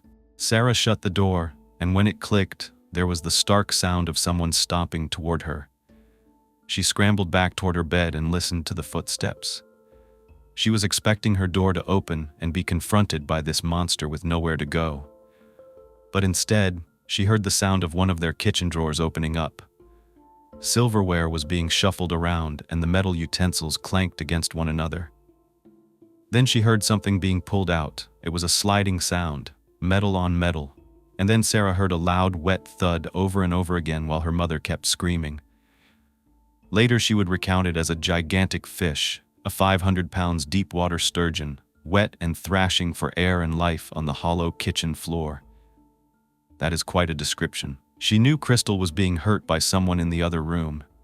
And as a matter of fact, Sarah was sure that she was hearing someone killing her mother. But if she tried to come to her mother's rescue, she didn't know if she would be next. She didn't know who was out there. She didn't know what they had done to her mother. Sarah didn't know if this person knew she was there. Time just stood still after the thrumming noise. Sarah heard what sounded like a man's grunt, and then the sound of a phone beeping off its hook. She didn't dare move. Minutes passed in silence. She wasn't sure if the attacker had left the house, but she knew that she had to make her way to her mother if she had any chance of still being alive. When she felt safe enough, Sarah crept into the living room. The kitchen light was switched off. Everything was illuminated just by a nightlight. Sarah looked at the clock in the kitchen and noticed it was exactly 1 o'clock in the morning. Then she turned toward the living room.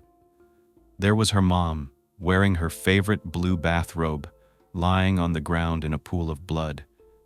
There was so much blood. In a state of panic, Sarah didn't know if the figure on the ground really was her mother. Her mind was racing. Sarah actually pinched herself to make sure this was real. She went up to Crystal's body and touched her calf. Her mom didn't move, and Sarah knew in her heart that this was too much blood, far too much blood. She knew she needed to call the police. Sarah noticed that her mother's hand was actually reaching for the phone. It was still in that position. She had tried to call for help and had accidentally knocked the phone off its hook. The receiver was lying on the floor right next to Crystal's body. Sarah quickly picked it up and dialed 911 desperately, but the line was completely blank. There was just silence. There was no one on the other end, not even a dial tone. So Sarah panicked. She wanted to save her mom. She ran down the long hallway to Crystal's room where another phone was located. She quickly punched in the numbers 911 and held the receiver to her ear. She waited for it to ring, but there was nothing. She called again and again, but she didn't know why it wasn't working. Sarah then prepared herself to do what she knew she had to do. Without any time to even put on her shoes, she ran outside in her bathrobe, all alone in the darkness, in the middle of the night, to find help. It was May. It was still cold outside and steadily raining. Little Sarah ran barefoot into the darkness, heading for the nearest home. Sarah knew the owners, the Demerits, in the house about half a mile away. Half a mile is far enough to be walking, but in pitch darkness on this rural road, it was a lot more difficult. When she finally got there, Sarah banged on their front door, yelling, "Help me! My mother's been stabbed!" She punched the door again and again, but nobody answered. Then she ran down the street for 5 more minutes to 2 other homes. She didn't know who lived there, but neither one of them answered anyway. At this point, part of Sarah was completely dissociated, and the other part of her was fighting to inform the police about what she had just seen. It seemed at that moment, She was the only person alive because, in her mind, everyone in the world must be dead. She wasn't getting an answer, but she didn't give up. She ran another 10 minutes down the road through the dark woods before she reached the Wilsons' house. They didn't answer either. At this point, Sarah had run over a mile, and there was only one more building before the intersection of Route 302. That's where the town of Bridgeton begins, and Sarah promised herself she would knock on every door in town until someone opened up. She'd even passed a small cemetery in the dark, but she could finally see the next building. It was a fancy Italian restaurant called Vezza, where the owners lived out back in a connected portion. The couple was still awake after closing up for the night and heard the knocks on the door. They immediately answered and were struck by the image of a 12-year-old little girl, soaking wet, out of breath, and covered in blood. The girl said that someone had stabbed her mother, and she was scared that they might be after her, so she needed to use their phone to call 911. Of course, the couple let her in and helped her call the police. The police were sent out immediately, and once they got on the scene, it was clear from her injuries that Crystal was already dead. It wasn't an accident. Homicide detectives were called in. By 2 a.m., forensic investigators arrived at Crystal's house and found the most horrific crime scene. There was blood everywhere.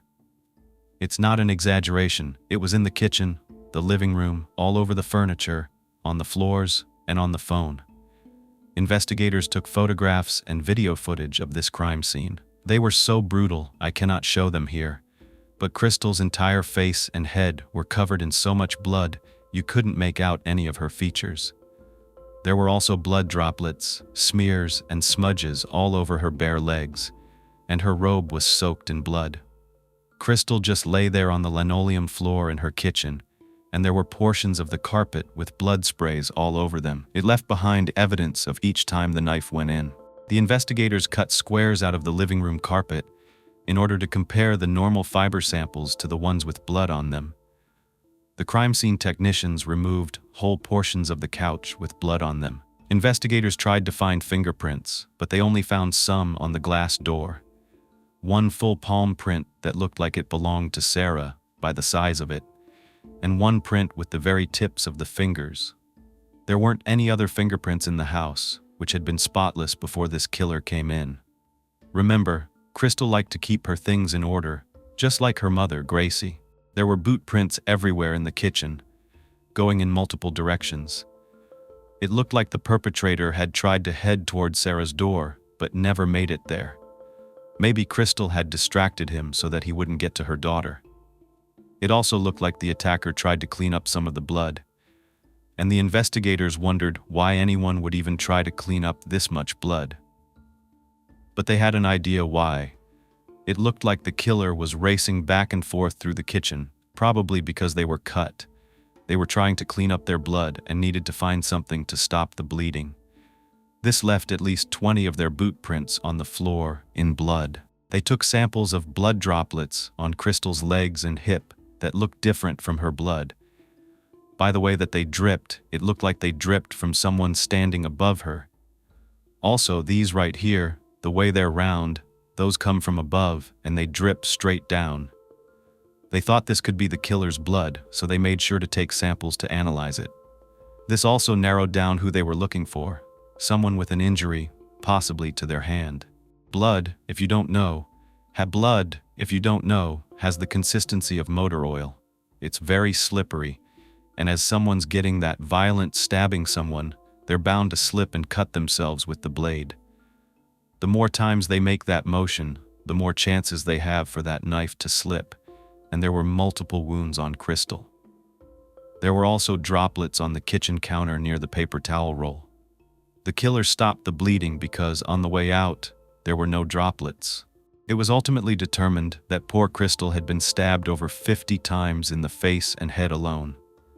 Just think about what a small area that is, and how many times someone had to raise and bring down a knife into her, disfiguring her.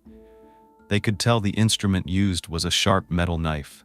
She had been fatally stabbed in the chest. She also suffered defensive wounds, slices to her arms and her wrists, indicating that she tried to protect herself from her attacker. She had been stabbed so forcefully that the knife tip came off and was lodged inside her head. Crystal's murder had clearly been painful, and it was clear the area targeted was her face and her head. It's as though the killer wanted to erase Crystal's beauty, and it's just so sad. Right away, they classified this as a crime of passion because of the overkill. It appeared as though the struggle began in the living room area because that's where most of the blood was, and it went in a trail into the kitchen where Crystal's body was found. Now, this wasn't a robbery, nothing was taken, and they didn't find any evidence of forced entry. There's something worse I have to tell you. I don't even want to talk about this, it's so horrible. But Crystal's autopsy revealed that she had been violently, and I'm sorry to say this, anally violated. There was bleeding and tearing and no evidence of lubrication. There was also the presence of male semen only in this area, and that was collected.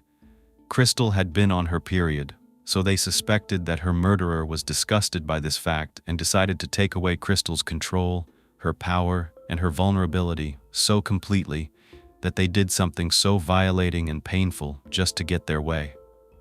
It's possible that this had been happening while Sarah was asleep, and that Crystal tried to stay quiet so that her daughter didn't have to know what was happening. Sarah didn't know this information for years. The news of Crystal's sexual violation was confidential evidence, but it confirmed to the police that they were looking for a male perpetrator. It was so humiliating and painful for her entire family to know what Crystal was put through. They couldn't imagine who would do such a thing. I'm sharing these details with you because you need to understand how much of a monster Crystal's killer really was. This is complete overkill, and the question was, who would do this? Investigators looked for any clue that might reveal why someone would attack Crystal. They thought that, because there was no forced entry, Crystal might have let her killer inside. But it would have been odd if they were a stranger, especially given the time of night, and while Crystal was so completely vulnerable, just wearing a bathrobe and getting ready for bed. She either knew him or she felt sympathy for him. It was raining outside, so they wondered if she let a stranger inside who was asking for help or to use her phone. But would she? They thought, a bright and street-smart mom, she wouldn't let a stranger inside the house with her daughter there. So maybe she knew this guy. A detective named Dick Pickett was assigned as the leader of this case, and he immediately started crafting a list of possible suspects in his head. Remember, this is a small town. It was easy to get people to talk and to find out what they knew about Crystal's life. The first step was to talk to the only witness, her young daughter, Sarah Perry, who was currently sitting in the hospital, receiving the news from Officer Kate Leonard that her mother was dead. When Sarah got the news, she finally let herself cry. She was trying to be so strong, but there was no chance that she could have saved her mother. There was nothing she could have done. Crystal had died before Sarah even came out of that bedroom. Detective Pickett and police officer Pat Lean interviewed Sarah to get as many details about this case as possible. They asked her, "Why did you have to run house to house? Why couldn't you just use the phone?" Sarah said that the phones weren't working, but when investigators got to the scene, they were able to place outgoing calls. Both of the phones worked fine. So they wondered if Sarah had been lying. The police figured that Sarah was just a kid who had made a genuine mistake. If the first phone had not been on its hook, it might have dialed and rang out already, requiring the receiver to be put back on the hook before it could be used again.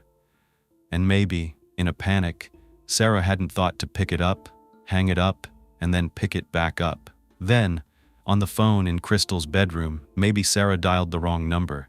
Maybe she put in 991, or maybe the landlines randomly cut out because of the storm and Sarah's frantic rush to call the police.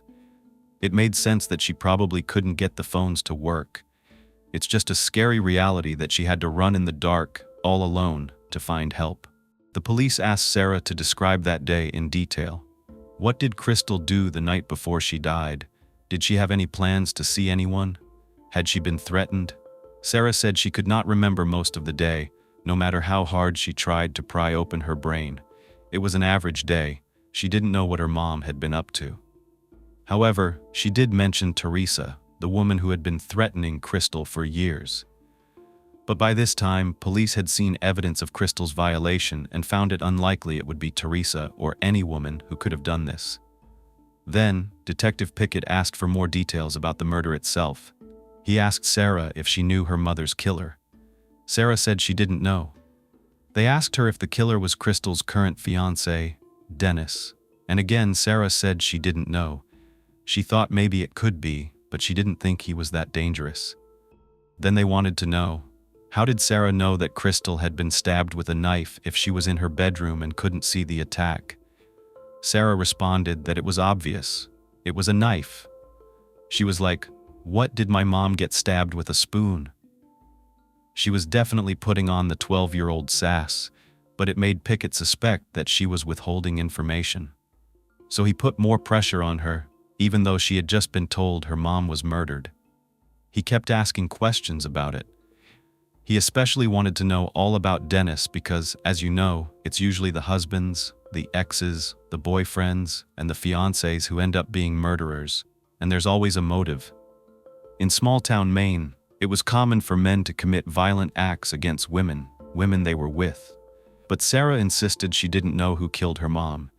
She wouldn't cover up this crime, not for Dennis, not for anyone. She liked Dennis, but she loved her mom more than anything. If she knew who did this, surely she would tell them. But police didn't know what to believe. Sarah had been there the whole time, but she hadn't seen anything. They wondered, could she have blacked out or just not remembered this traumatic event? They thought there had to be something missing. Detective Pickett told Sarah that they would take another statement later, and then he continued with his other interviews. In the next 3 days, the police interviewed Sarah 19 times. She's only 12, that's insane. The same questions over and over again, expecting a new response. They wanted to know if Sarah knew who killed Crystal. Was it Dennis? Was it Dale? Was it Tom? Was it Tim? Sarah said again and again, "I don't know." And when the autopsy results came back confirming there was male DNA at the crime scene, Teresa was completely ruled out.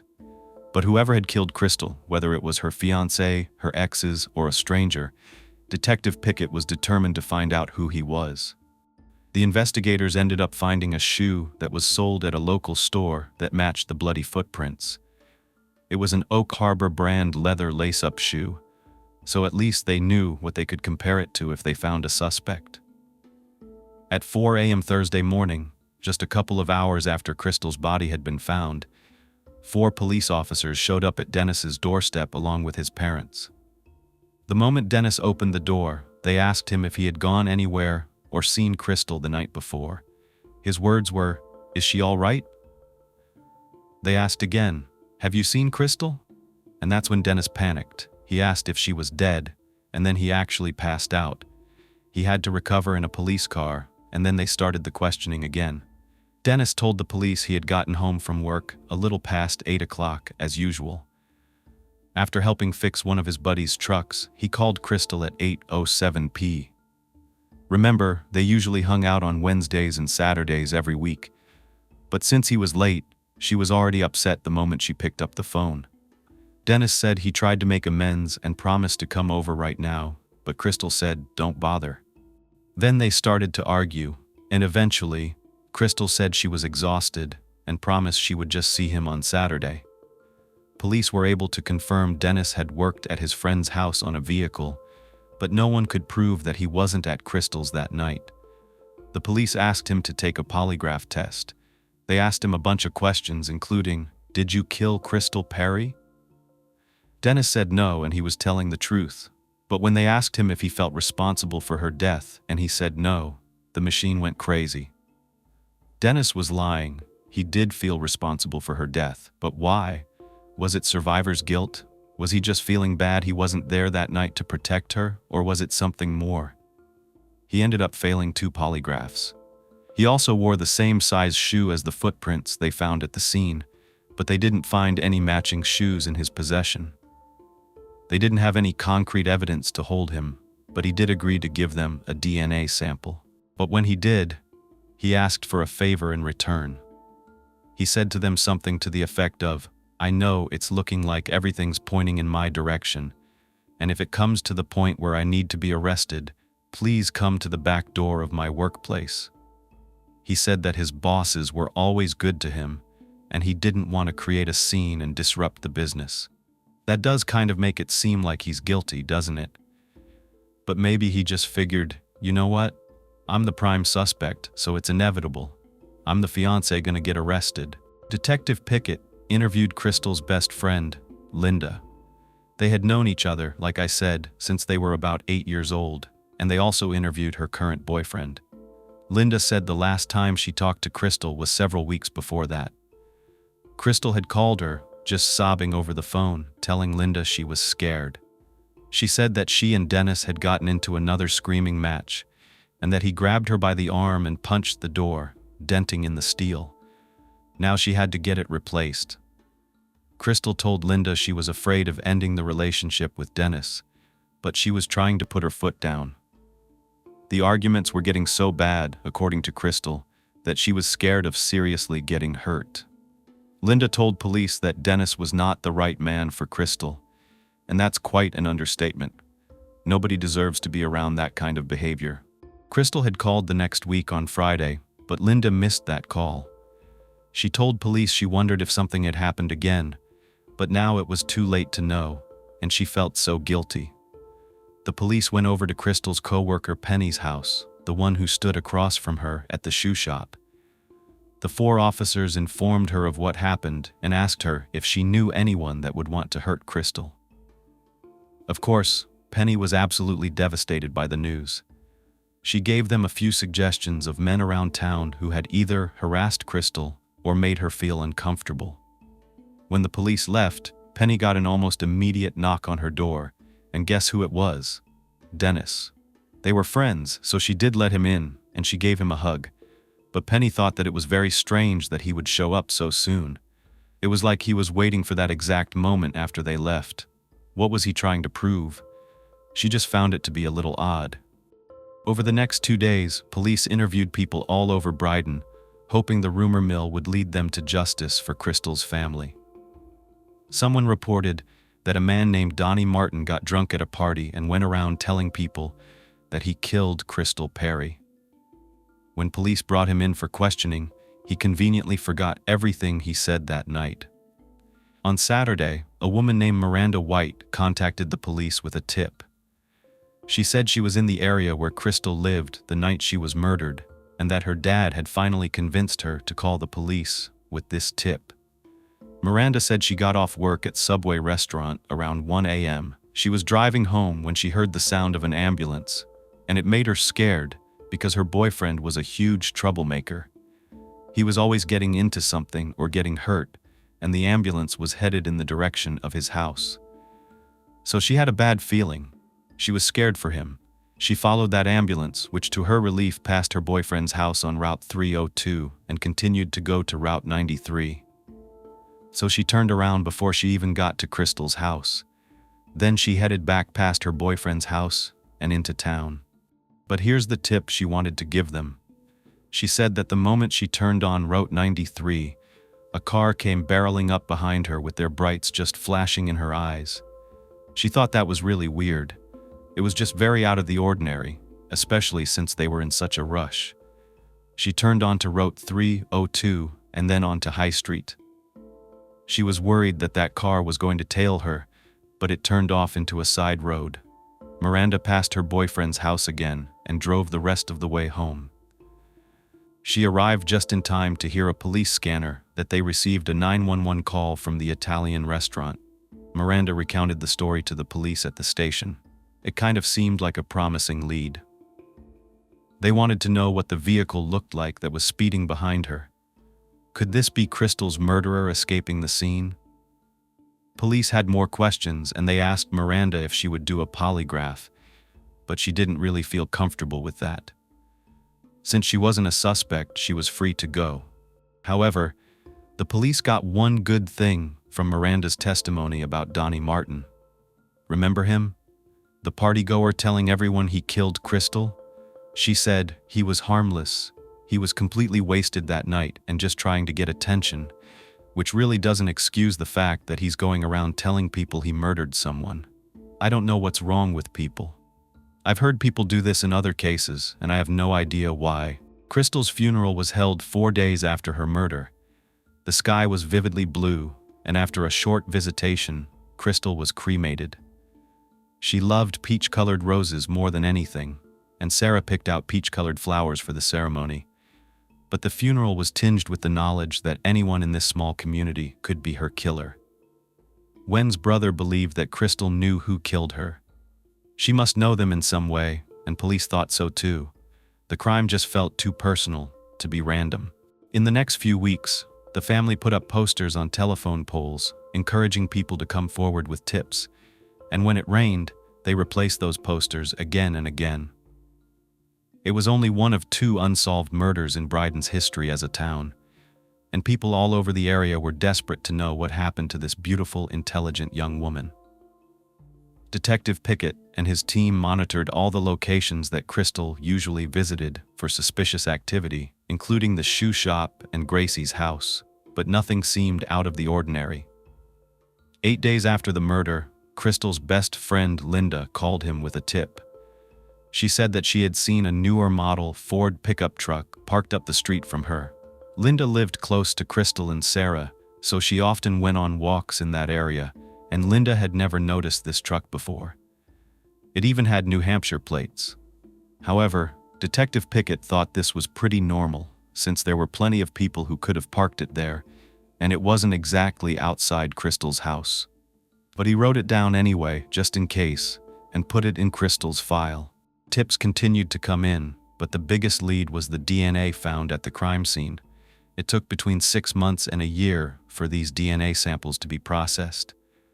Now, during this time, Detective Pickett had ruled out Crystal's ex-husband, Sarah's father, Tom, saying that he didn't think he was responsible, even though he did have a motive. He and Crystal were not on good terms. He was living with Teresa, who was also his alibi, and we know she's not a good person. She actually spent days ripping down the posters that Crystal's family had hung up, so they wondered if Teresa had convinced him to get revenge. But Tom, he didn't seem capable of this crime.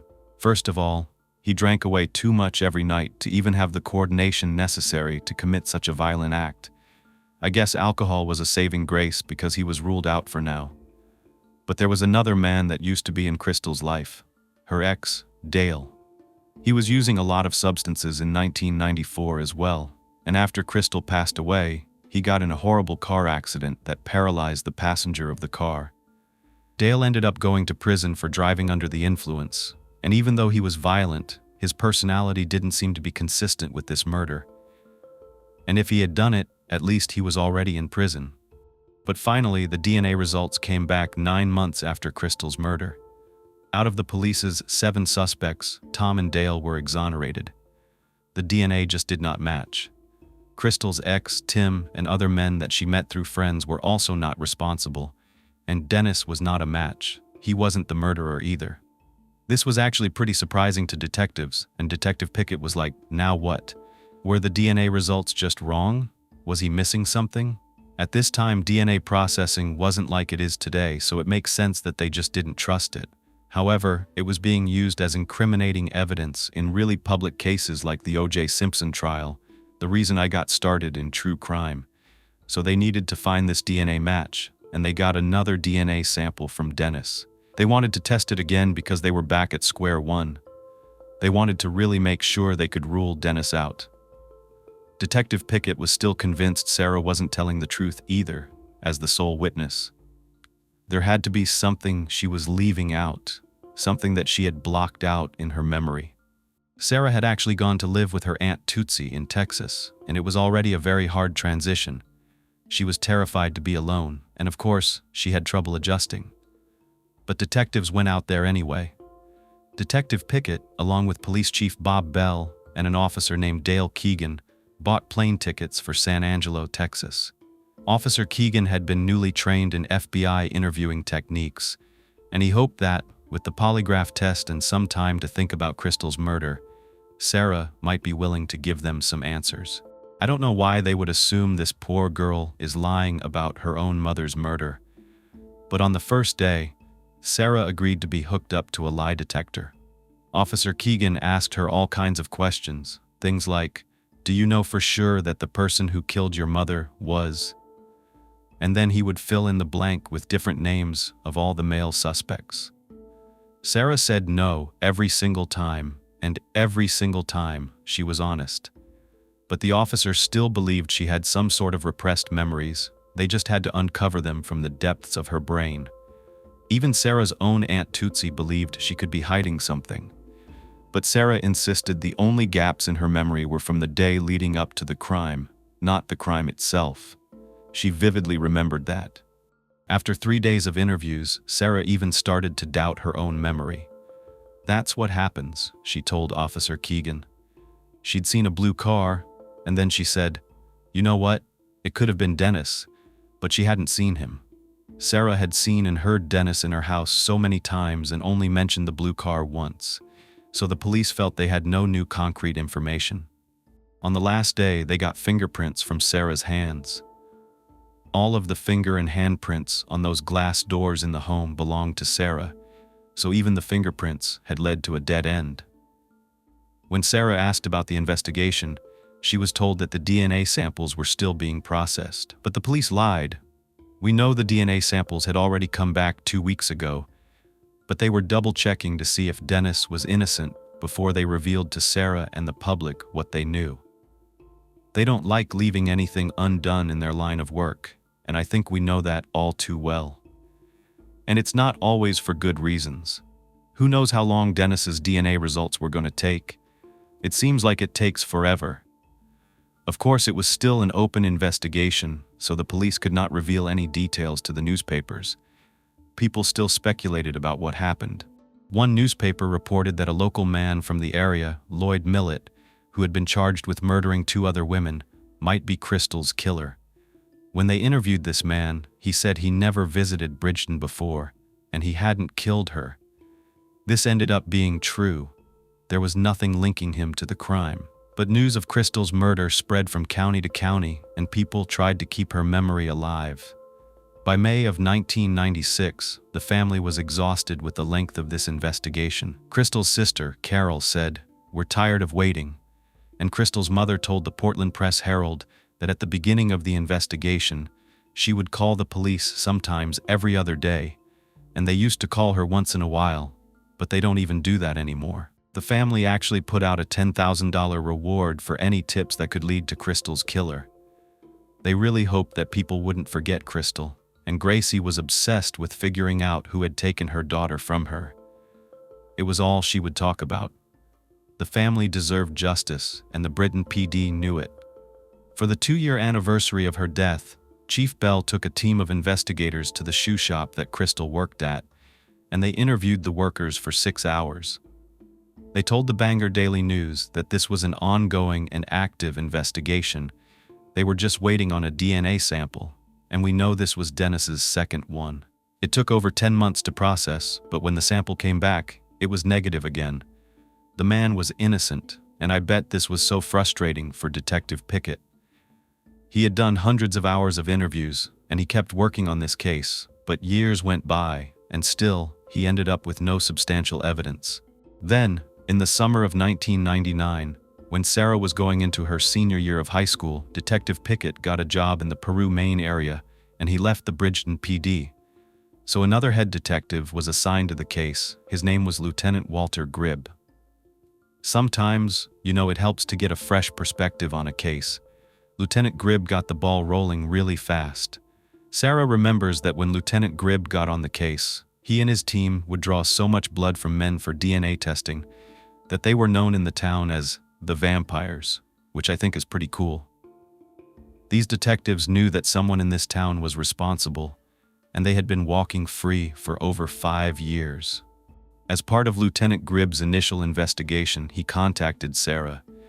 He knew she had been subjected to dozens of interviews, so he promised that if she worked with him, this would be the very last time she was officially interviewed for the case.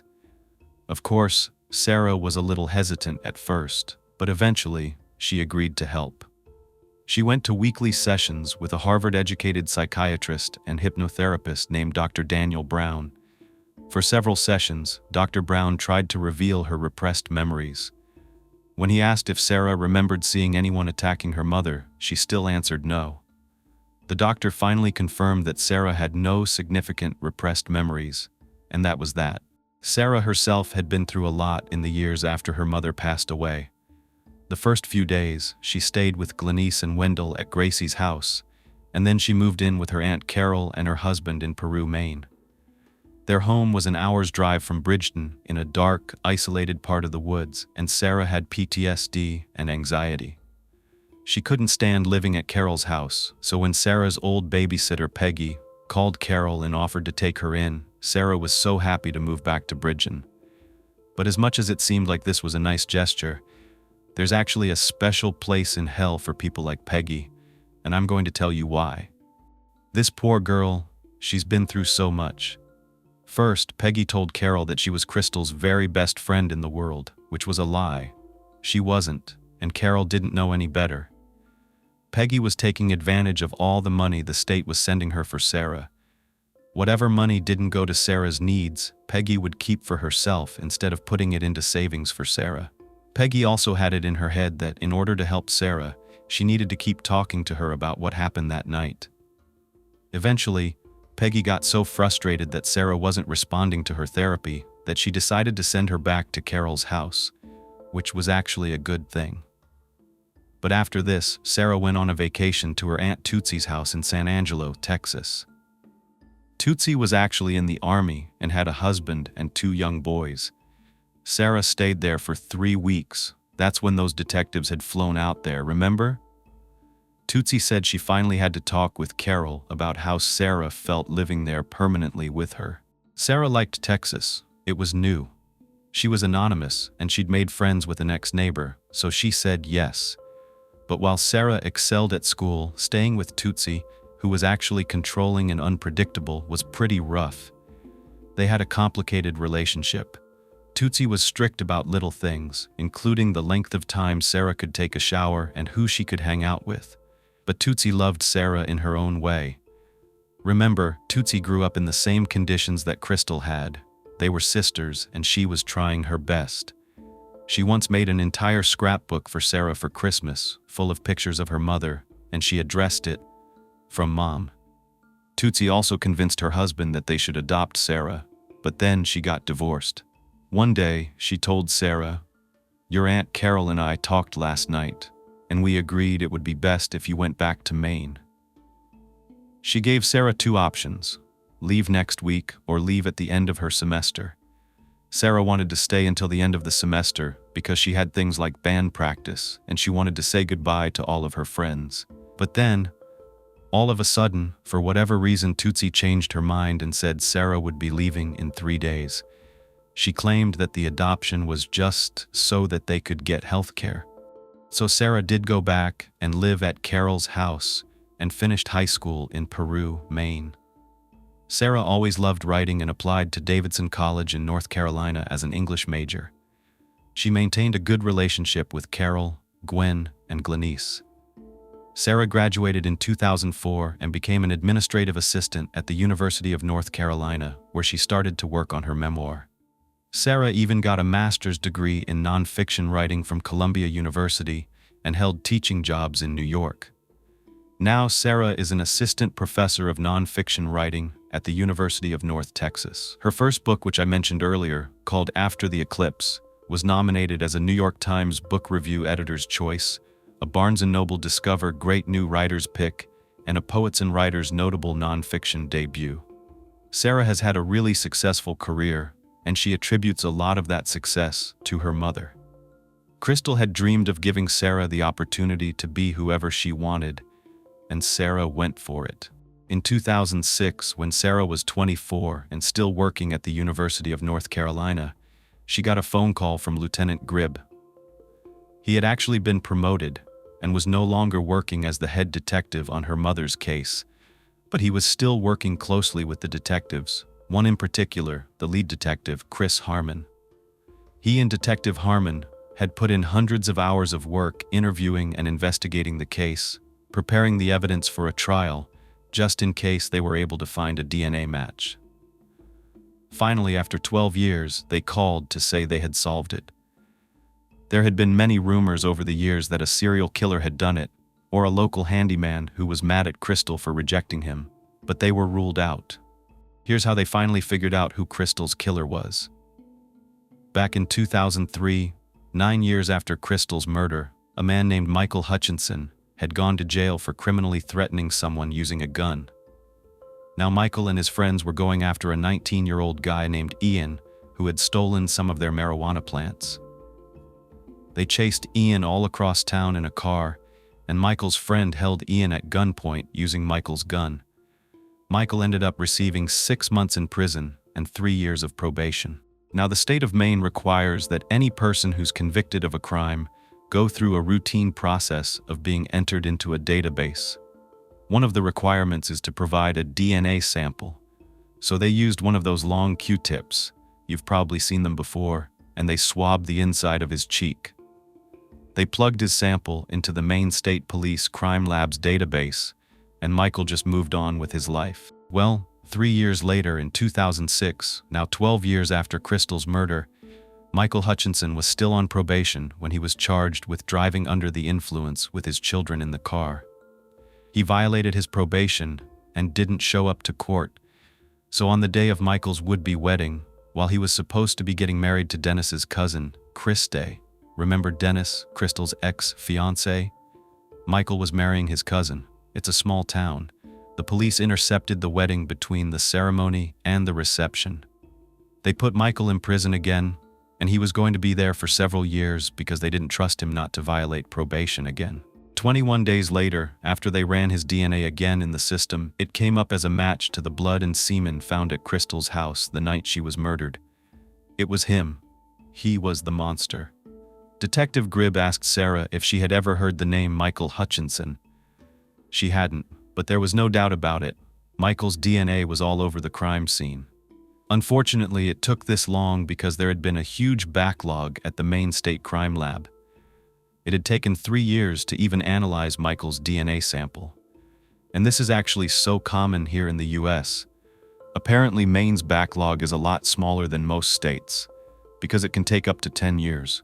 Luckily, in 2007, the Maine Department of Public Safety was given $200,000 in grants to help speed up the forensic examination of these DNA samples so that cold cases could be solved quicker.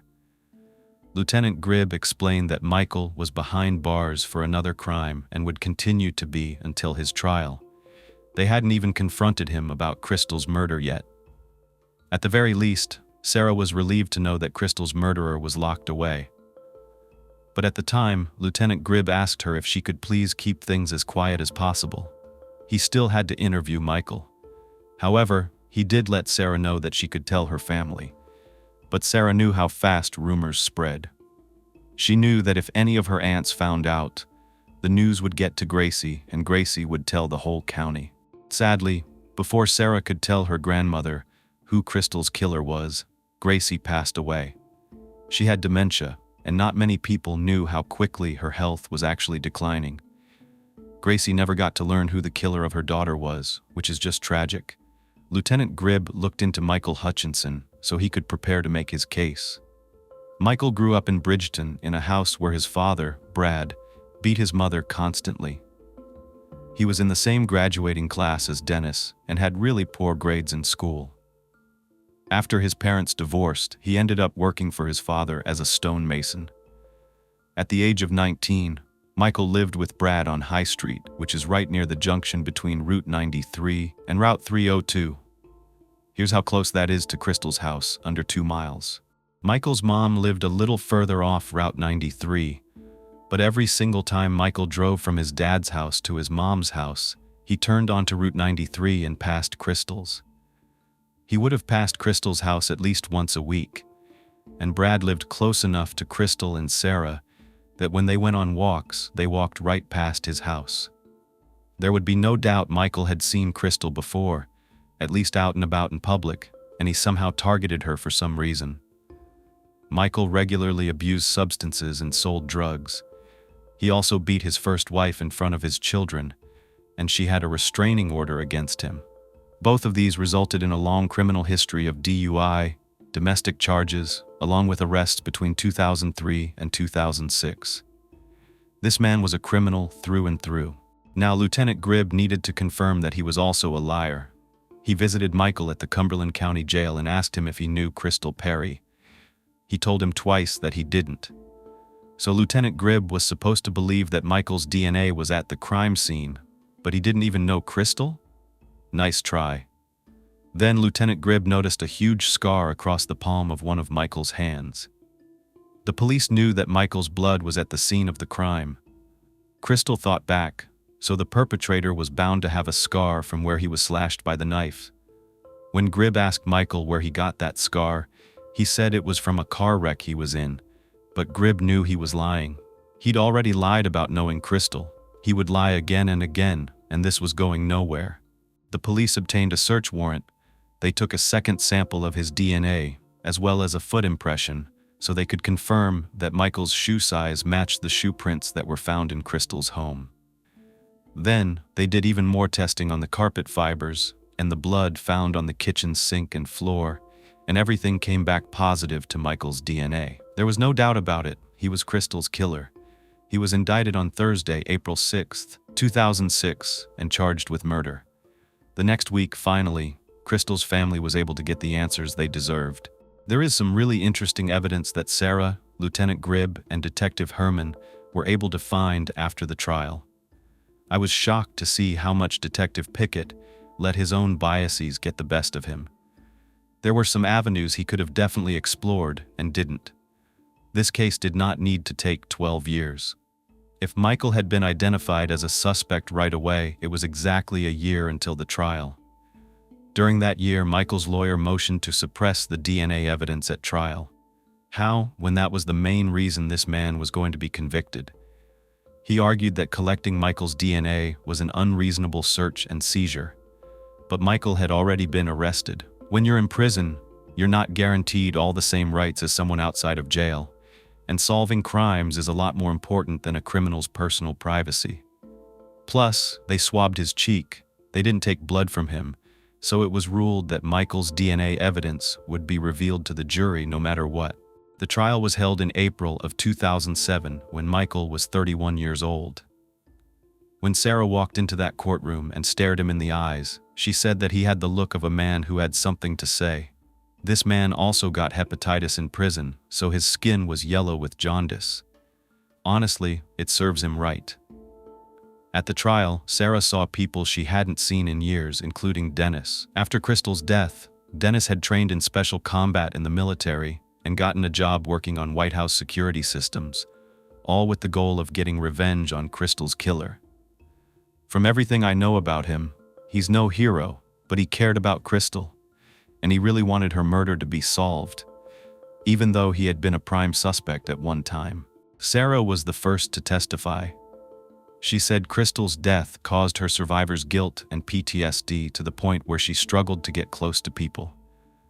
Coming from such a large family, Sarah valued getting married and having children of her own one day, and Crystal wanted nothing more than to have her own children and grandchildren.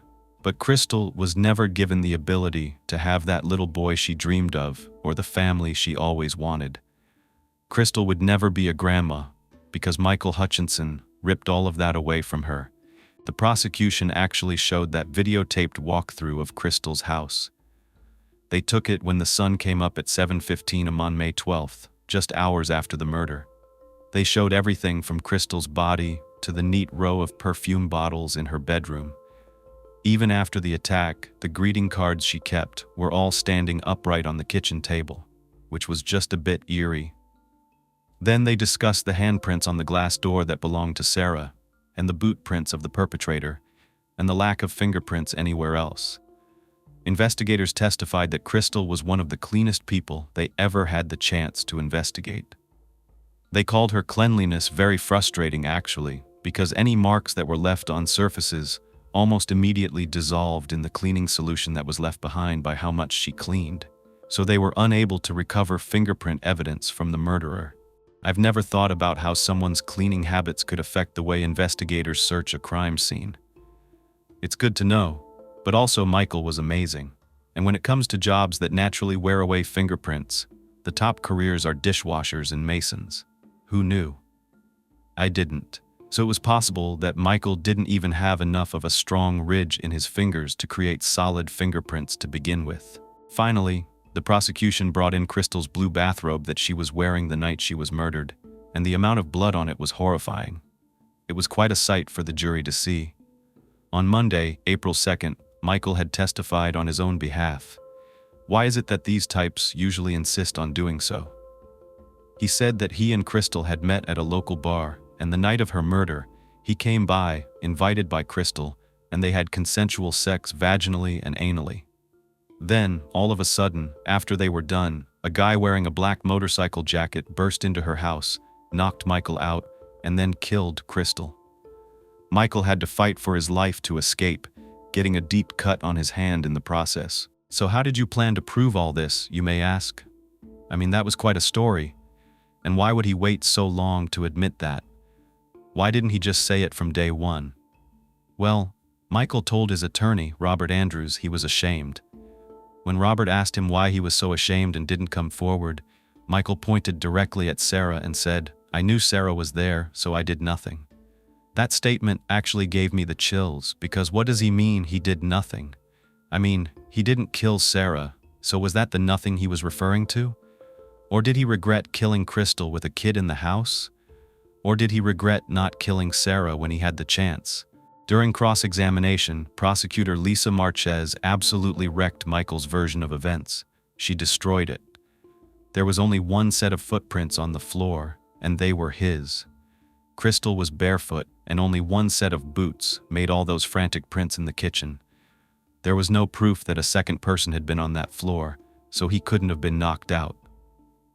Lisa gave him one of those finger pointers and asked him to stand in front of the jury and map out the path that he'd taken throughout the house while he was fighting this intruder.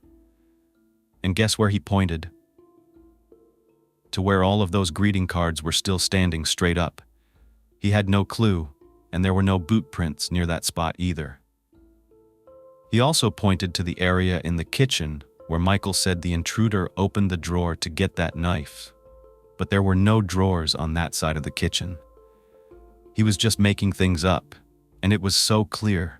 Michael Hutchinson was found guilty on Monday, April 9th, 2007, for murder, extreme cruelty, and forcible sexual penetration.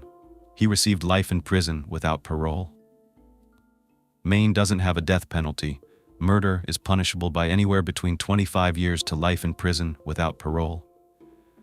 So in fact, Michael was the first person in Maine in almost 3 years to get a life sentence.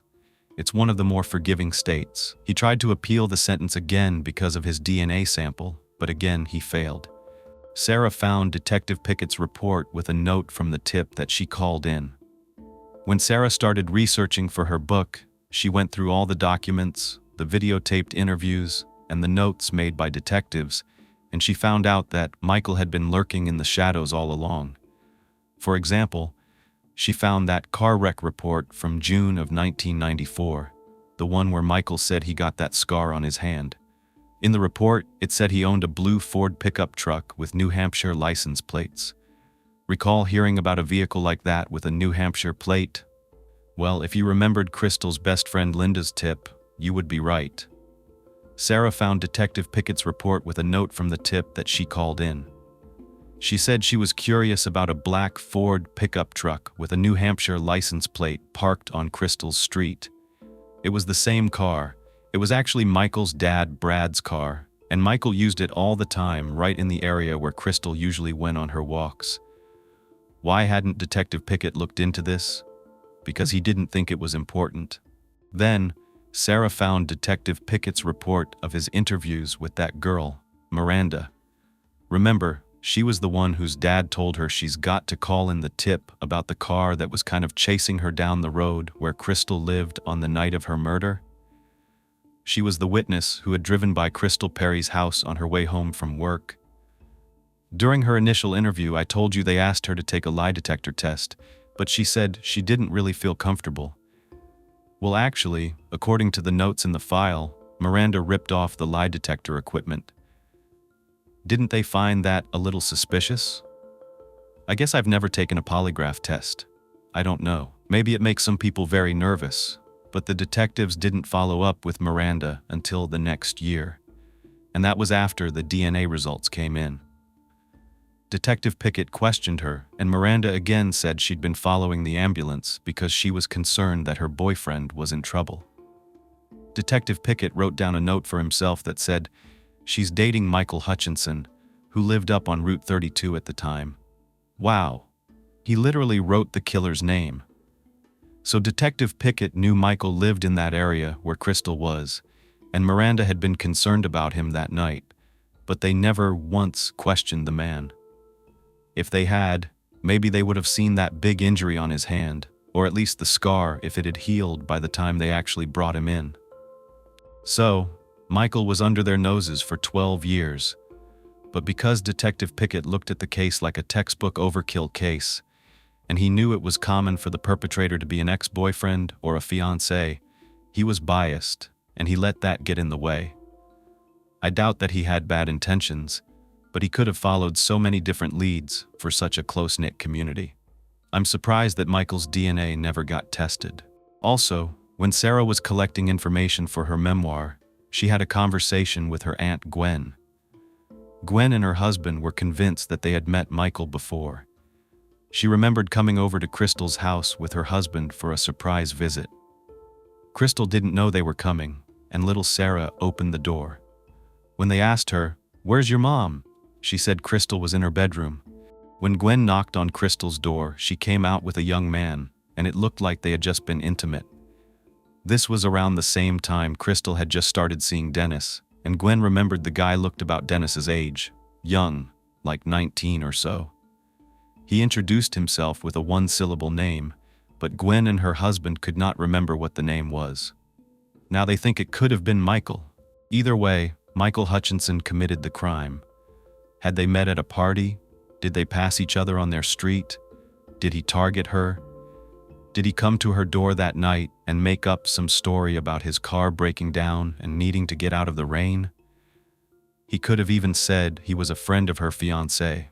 We won't know.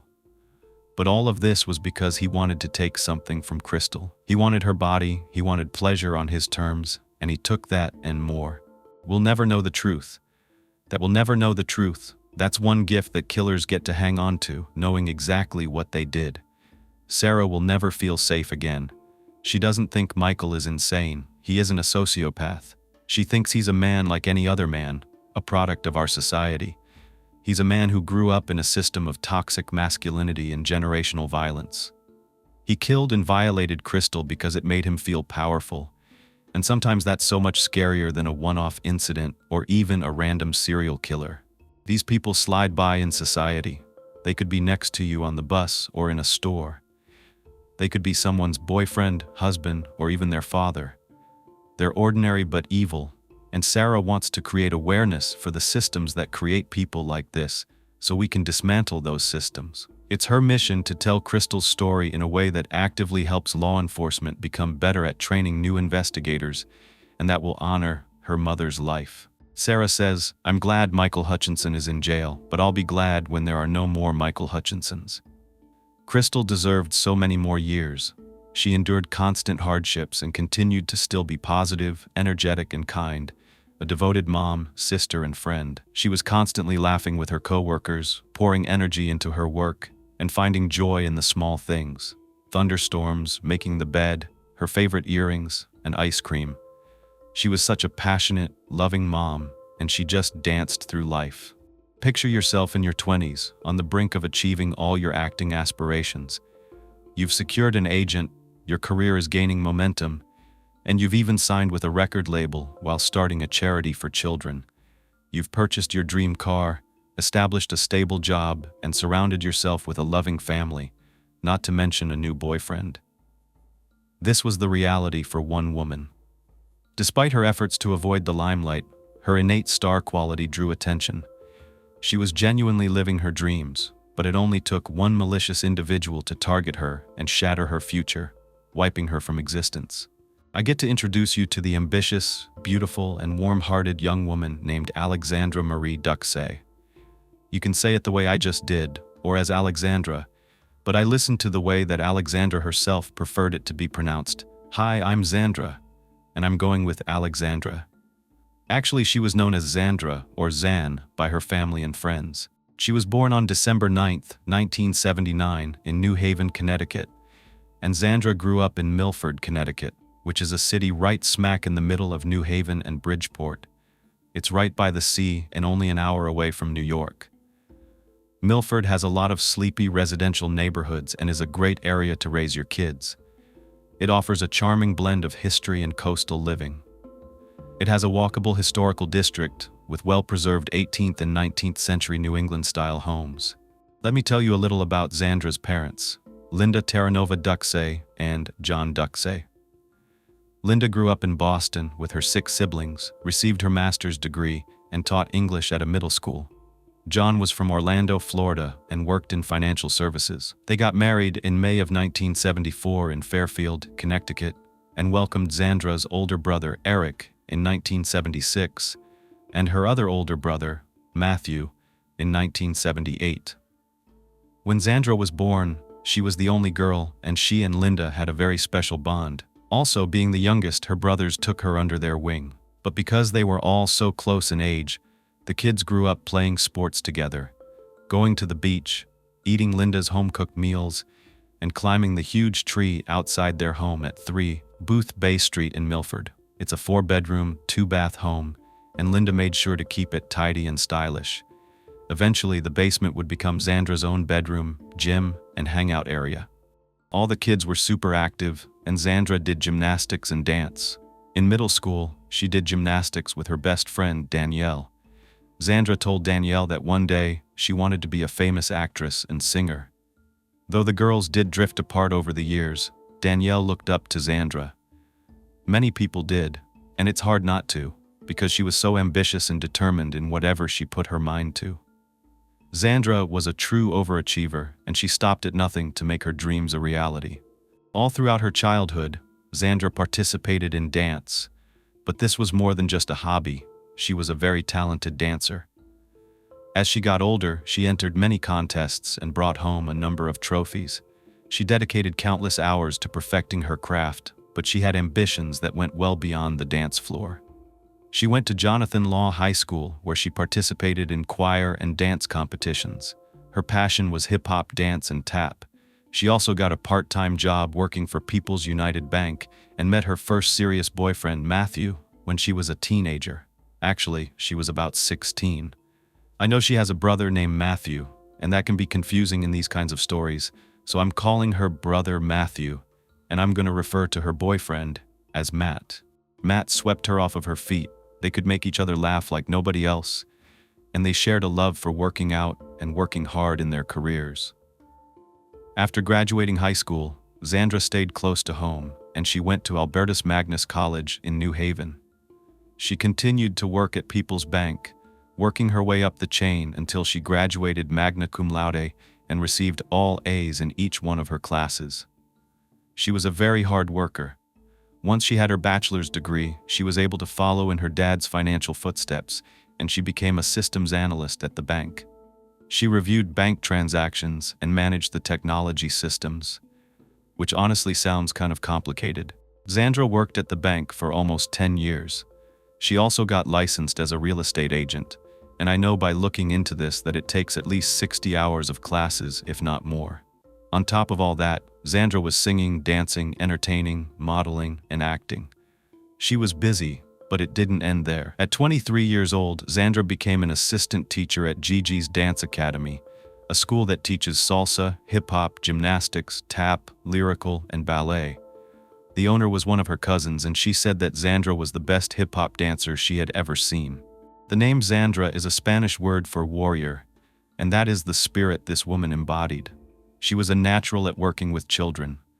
After years of participating in dance competitions, she was always thinking of new and exciting ways to choreograph dance routines. She was like a big sister to all the girls at the studio.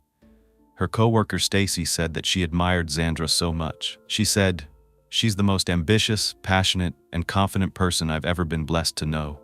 She was a genuinely loving, caring, and beautiful person." Xandra was extroverted and loved to network.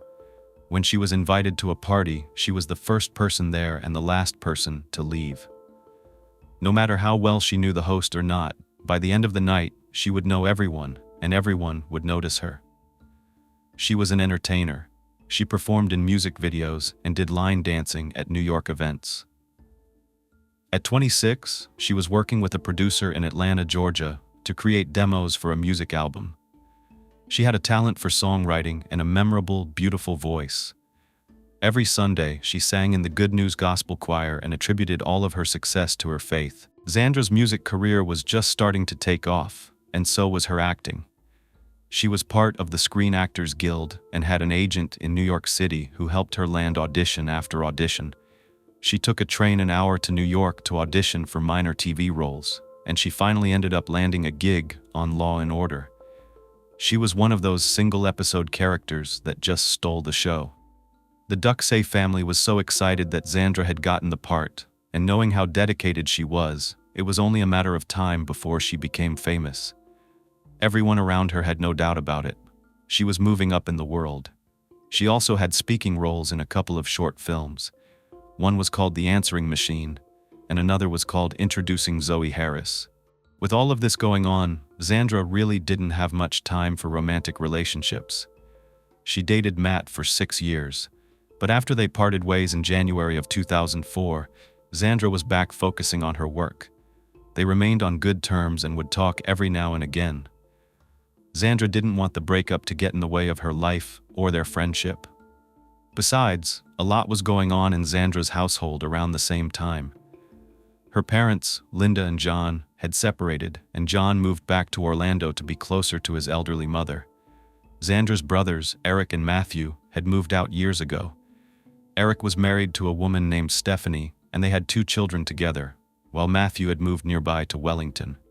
Xandra was still living at home with Linda, and as I had mentioned, she had the entire finished basement level to herself. Xandra could focus on all of her artistic endeavors without having to worry about rent. It was a very spacious area for Xandra to enjoy with friends. Right when you come down the stairs, there's a round table and chairs and a shelving unit where Xandra kept all of her trophies. They were lined up in a row, proudly on display. Further into this basement, there was a little workout area with a treadmill, as well as a sitting area that included a couch, and then a basement bedroom. It was the perfect place for Xandra and her big, lovable dog, Xena. She'd recently taken up piano and was also busy with her charities. She was such a giver. She devoted her life to helping other people. When she graduated college, she began an organization called Xandra's Kids, where she collected toys, clothing, and presents at Christmas time. She would wrap these gifts for children whose parents could not afford a Christmas. On Christmas Eve, she would load everything into a huge truck and then drive around, dropping off the presents to these families in person.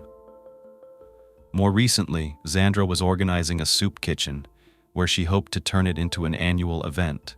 There were home videos of Xandra wrapping, packing, and happily distributing all of these gifts to underprivileged families in need. Things were going great in Xandra's life, but if they had kept going that way, we wouldn't be here discussing her death. Sadly, everything changed on May 19, 2006.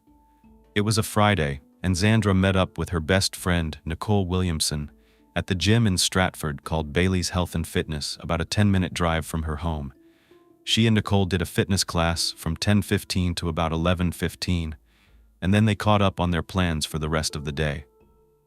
Xandra told Nicole she was going to stay a little longer at the gym, then go home for lunch, get a facial, and that she had plans for the evening. Nicole left Xandra at the gym, where she worked out for another 30 minutes or so and then headed home. What Nicole didn't know was that this was the last time she would ever see her best friend alive. At 4 p.m., Nicole called Xandra with a question, but the phone went straight to voicemail.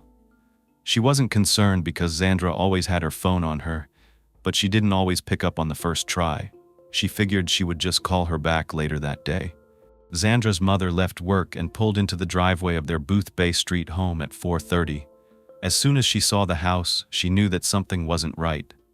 Xandra's white Mitsubishi 3000 GT was in the driveway, but the front gate of the house was wide open, and her dog Xena was sitting in the yard, just wagging her tail.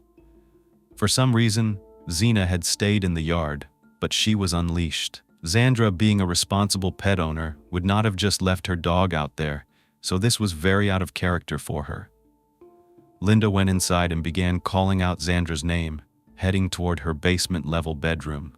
Linda walked down the narrow carpeted basement stairs into the dark room, and that is when she got the first sight that something was definitely not okay.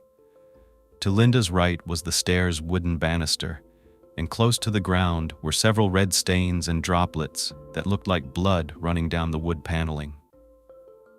Where the staircase ended, there was a right turn, where the table and chairs that I mentioned earlier were located. But before she even made it that far, Linda saw a bright red smear on the baseboards of the radiator at the bottom part of the wall in front of her. There was no question, that was blood. Her heart sank when she turned the sharp corner and saw Xandra's feet, wearing her white socks, and then her legs, wearing blue jeans and a white shirt. Xandra was lying on her back, right underneath the table, in a very odd position with her arms outstretched. Her top was pulled up a bit, showing her bra. Linda's first thought was that Xandra must have somehow fallen and hit her head on the radiator, which appeared to be broken. Linda called to her daughter again, but she didn't respond. That's when Linda took a closer look and realized that Xandra was lying in the middle of a very bloody scene. The room was covered in blood, and Xandra was lying on top of a large pool of it. This wasn't a fall, it was far worse. There was way too much blood for this to have been an accident. At first, Linda couldn't figure out what had happened. She said that her mind was split in two. One part of her saw her daughter, stiff as a board, her long hair caked in blood, and she knew she was dead. But then there was this other part of Linda that was in denial. She thought that maybe Xandra was just unconscious, that she had hit her head, and she was going to be okay. But again, as Linda got closer, that's when the next image of her daughter burned into her brain forever. Xandra was unrecognizable. Linda knew it was her daughter, but what she was staring at did not appear to be a human being. From the looks of the damage, Linda frantically called 911. Linda was just screaming into the phone, trying to describe what she was seeing in that moment. At first, it's just her screaming in horror, shock, and disbelief that her daughter is dead. She explains there's so much blood and tells the operator that her daughter's whole face is gone, her head is caved in, and she says, "My daughter is dead." It's absolutely terrifying, and I cannot imagine the pure fear and realization of what Linda was looking at. There are so many emotions going through a person when they witness such a horrific scene, especially involving someone they love. Someone had bludgeoned her daughter's face with so much force that her head was caved in, and she was no longer recognizable.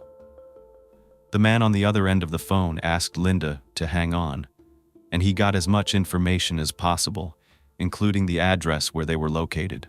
The dispatcher contacted the fire department, and several members of the Milford Police Department, including officers Cable, Chacon, Free, and Braddock, came to the scene. When they arrived, Linda was outside hysterical, but she directed them to the basement. A fireman pronounced Xandra dead upon arrival.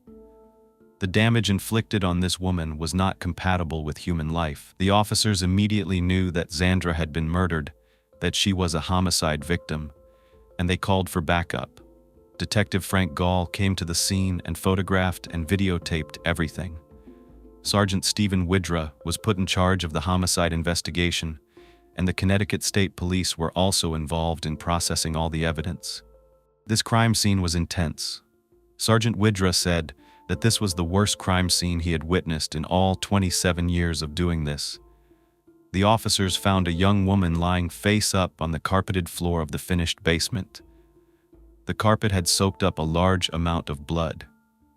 There was blood spatter all over the floor, an overturned chair on the left, and a wooden dresser to the right. On the dresser, where Xandra kept more than 24 trophies and ribbons that she had won, lined up in a perfect row, they were now covered with blood spatter. Just a glance at Xandra's face made it evident that she was hit with such tremendous force because one of her eyeballs had become dislodged from its socket. The officers were in shock. Officer Dennis Burke actually said her face was completely bashed in, and was unrecognizable as a human face. Xandra was taken to Farmington, Connecticut for an autopsy, and when she was being moved, the detective realized there was something beneath her head. They found the murder weapon, at least one of them. It was the blade of a small kitchen knife, and it was missing its handle. She had been struck with such force that the blade broke off of the knife. Investigators also found a weird chunk of plastic, and they weren't really sure of its significance at first.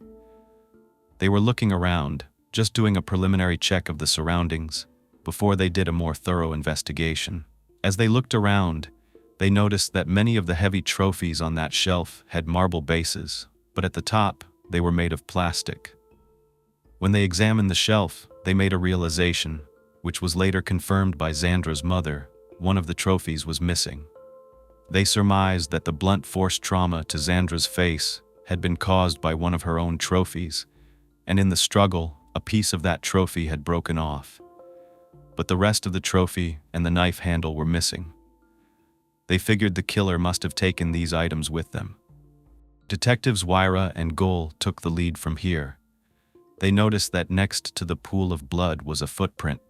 It wasn't very pronounced. It kind of looked like an oval and was foot-shaped, but unlike a shoe print, there weren't patterns indicating what kind of shoe it belonged to. It was larger in size, but they couldn't be sure of the exact measurements. These footprints were more like marks in a pattern that appeared to be someone walking through the scene in blood, but wearing shoes that didn't have soles with a design. They weren't really too sure what they were going to do here, because usually they would take some kind of impression and compare that to different shoes that maybe some suspects were wearing. But in this case, they really didn't have much to go on. Investigators found blood not only in the stairwell and the basement bedroom, but also in the first-floor bathroom.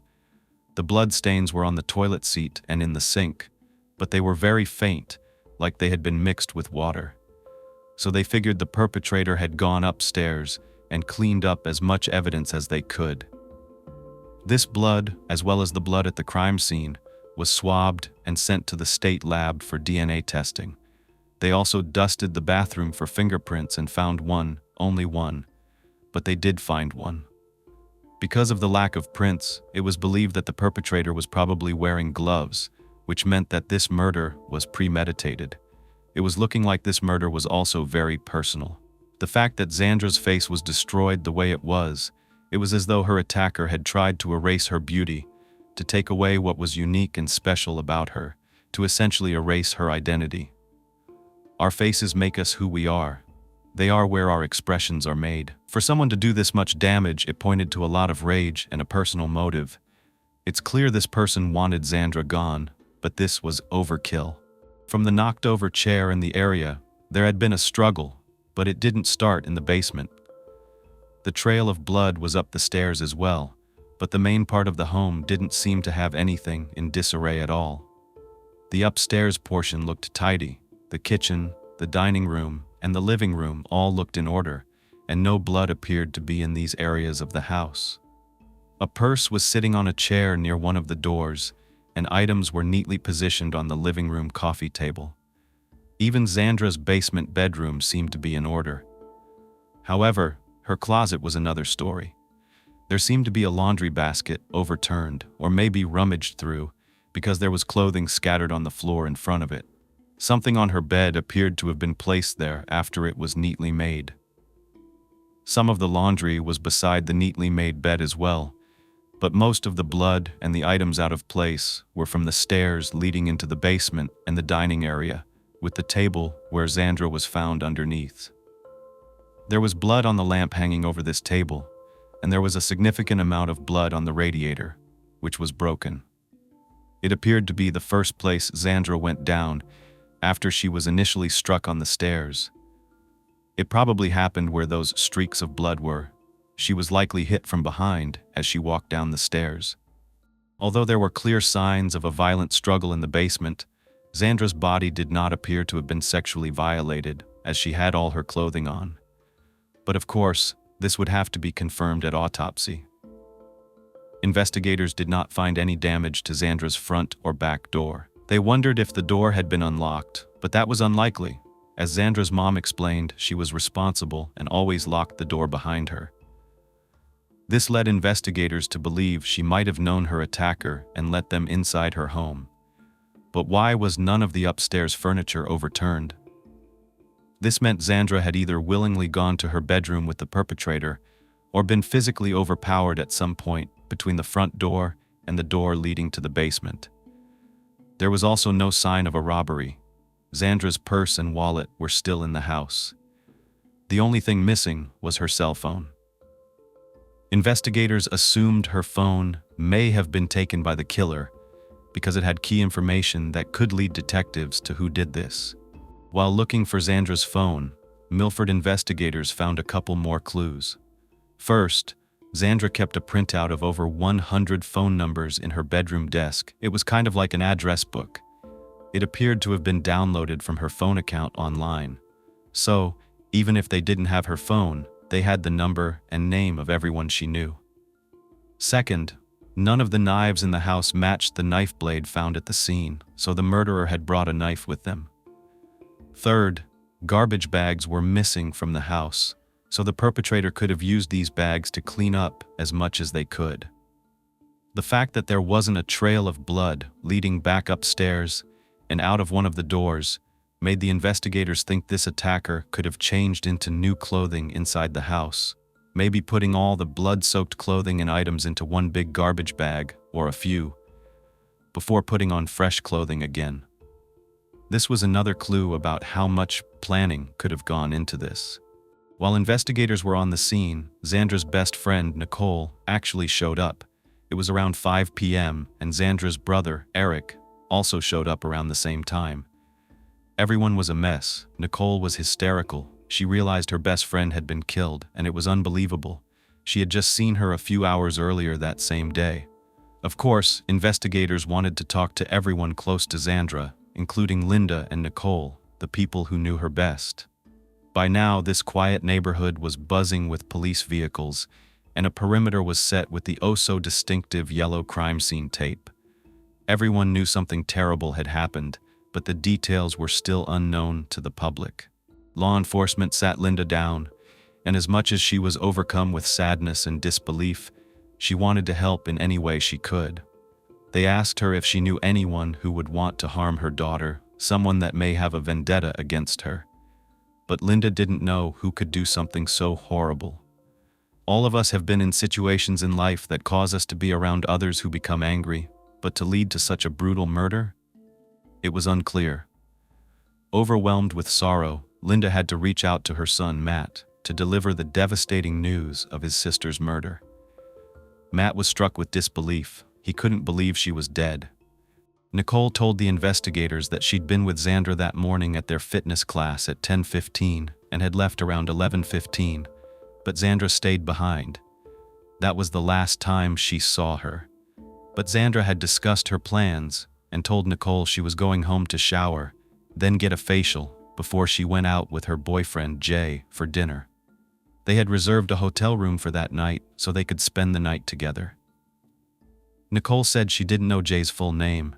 She had no idea what Jay stood for and didn't know his last name either.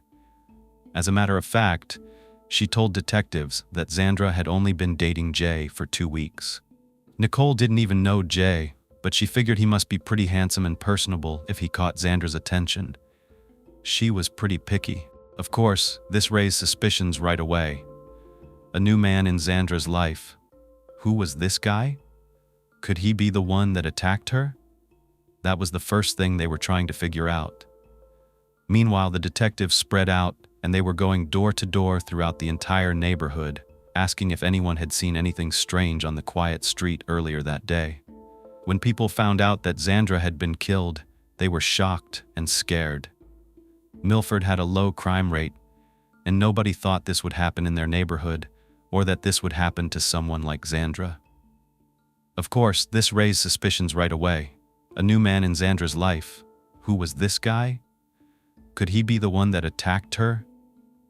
That was the first thing they were trying to figure out. This also made her case get recognized on a national level. It didn't take long for the media to jump on the story. a young, beautiful, talented woman who was an actress and a dancer, and who appeared on a show about crime, had been murdered. The media were like vultures. They were everywhere.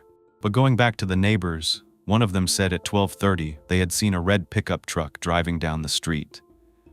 Another neighbor said that around 4 p.m. they saw a black male walking down the street. He got into a dark-colored Acura, and both of these people were just making observations of things that stood out as maybe not the normal people or vehicles in the area. But nobody thought to actually take down a license plate or get a really good look at these people so that they could describe them.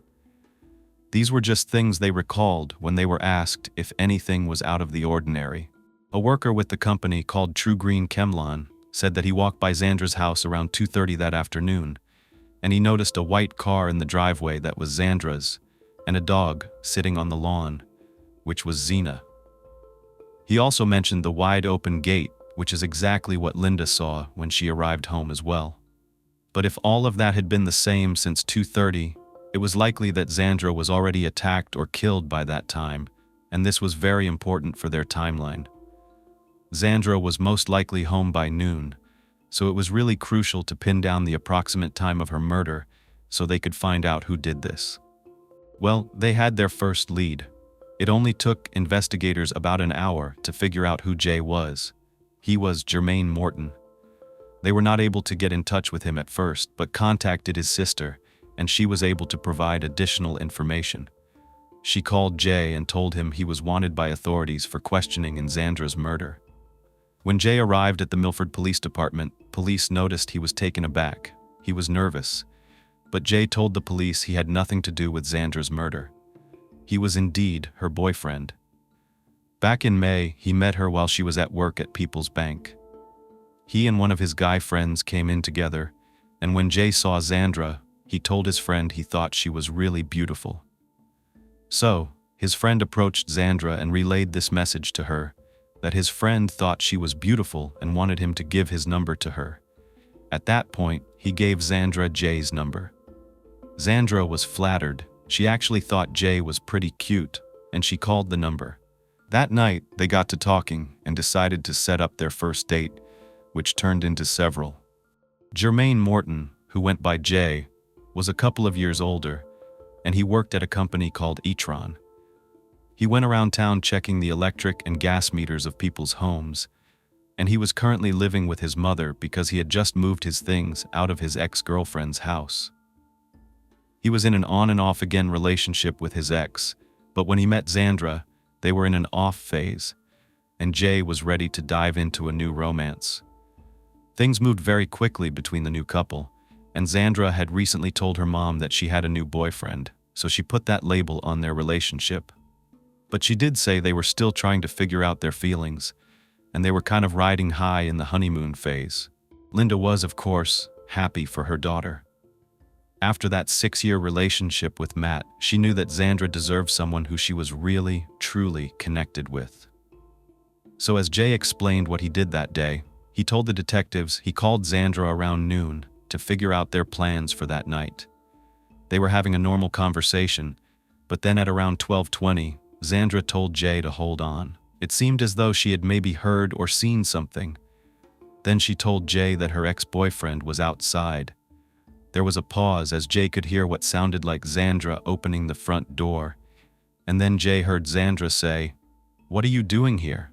You were supposed to call first." Jay hadn't heard a knock. He didn't hear an answer from whoever this ex-boyfriend was. But Xandra then came back on the phone and told Jay she'd have to call him right back. So someone did come over, and it seemed like Xandra let them inside, or at the very least, she opened the door. So was this the last time Jay heard from Xandra? No. About 15 minutes later, when Jay hadn't heard back from Xandra, he got concerned and he called her. She picked up, and Jay said they talked from about 12:34 to 12:37, and Xandra didn't bring up the interruption, who had been at her door. Nothing. Jay said they had a very uneventful conversation, and he agreed to call back when he got off work. Everything was still planned for that night, but of course, their date never happened because Xandra was killed. This narrowed the timeline down even more. Xandra must have been murdered sometime between 12:37 when she hung up with Jay and 4:30 when her mom got home. But factoring in that person who saw the wide-open gate and the dog on the lawn at 2:30, it was probably closer to that 2:30 to 4:30 time frame. So where was Jay? Was he really at work? When did he go in? Did he have an alibi? Well, he said he did. He told investigators that he had been working between 7 a.m. and 3 p.m., just driving around town checking the utility meters. Jay had a black Honda, and that's similar to what that one neighbor reported seeing around 4:30. Remember, Jay said he called Xandra all day long after that initial phone call. He said he called at 1:30, 2 o'clock, but Xandra wasn't picking up. Jay said that when he finally got off work, he went to Jimmy's Army and Navy store in West Haven. This is a clothing store. It's known for camo pants, things like that. He said he was there to pick out an outfit for their date that evening. Then he said he went back to his mom's house where he was living, and around 4:30, he called Xandra, and then he drove to her house to check on her, since she had still not gotten in touch. Jay told the investigators that when he pulled up around 5 o'clock and saw the police cars and the crime scene tape, he freaked out and just left. He didn't stop and talk to an officer. He didn't get out and find out what was going on. That his girlfriend was answering her phone, he just went back to his mom's, turned on the news to try to see if there was any information about what had happened at Xandra's house and if she was okay. That sounded really odd to the authorities. He was checking on her, but then when he realized she might have been hurt, he just left. It seemed kind of suspicious, but it was also interesting to learn that Jay was in an on-again, off-again relationship with another woman before meeting Xandra. So, was this woman jealous about what was going on between Jay and this new girl? Jay left the interview as a suspect, but before looking into more of him and his connections, investigators wanted to know who Xandra's ex-boyfriend was. Both Nicole and Linda confirmed Xandra only had one ex-boyfriend, the guy she dated when she was in her teens, Matt Pugh, but they hadn't been together for quite a while. Also, when Jay called back, Xandra picked up. Remember, she was fine. There was no evidence connecting this ex-boyfriend at the door to her being killed. So was Jay trying to maybe mislead the police? Well, they decided to file for background checks and a search warrant for Jay's phone and waited a few days for the request to go through. Linda explained that Xandra and Matt had been together for 6 years, but the breakup was less than friendly. She was so happy that Xandra had met someone new, someone that 1, didn't have a criminal record, and 2, appreciated Xandra, her positivity, her beauty, and her kindness. That's interesting. Was she implying that her ex Matt did have a criminal record and didn't treat her well? Linda told them that Xandra had known Matt since they were in high school, and soon they began calling each other girlfriend and boyfriend. And the couple was on and off over the years until Matt actually went to prison in 1998 for selling narcotics. While many people would have walked away from the situation, Xandra stood by him. She visited him every week, but Matt wasn't getting out anytime soon.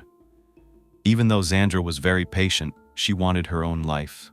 She was independently moving into a new phase, and though she loved Matt, she realized she had to move on. So through all those years, she stayed committed to Matt, and her friends could not understand why. It was like she thought that she could change him. She truly did like to help people. She saw the good in people, and she saw the good in him. She would send him letters on a regular basis, but by January of 2004, Xandra and Matt broke up. This was because Matt could tell there was a distance growing between them, and he began to write pretty mean things to Xandra, things that she was no longer comfortable with. But that was 2 years ago. Still, it was a lead, so they went with it.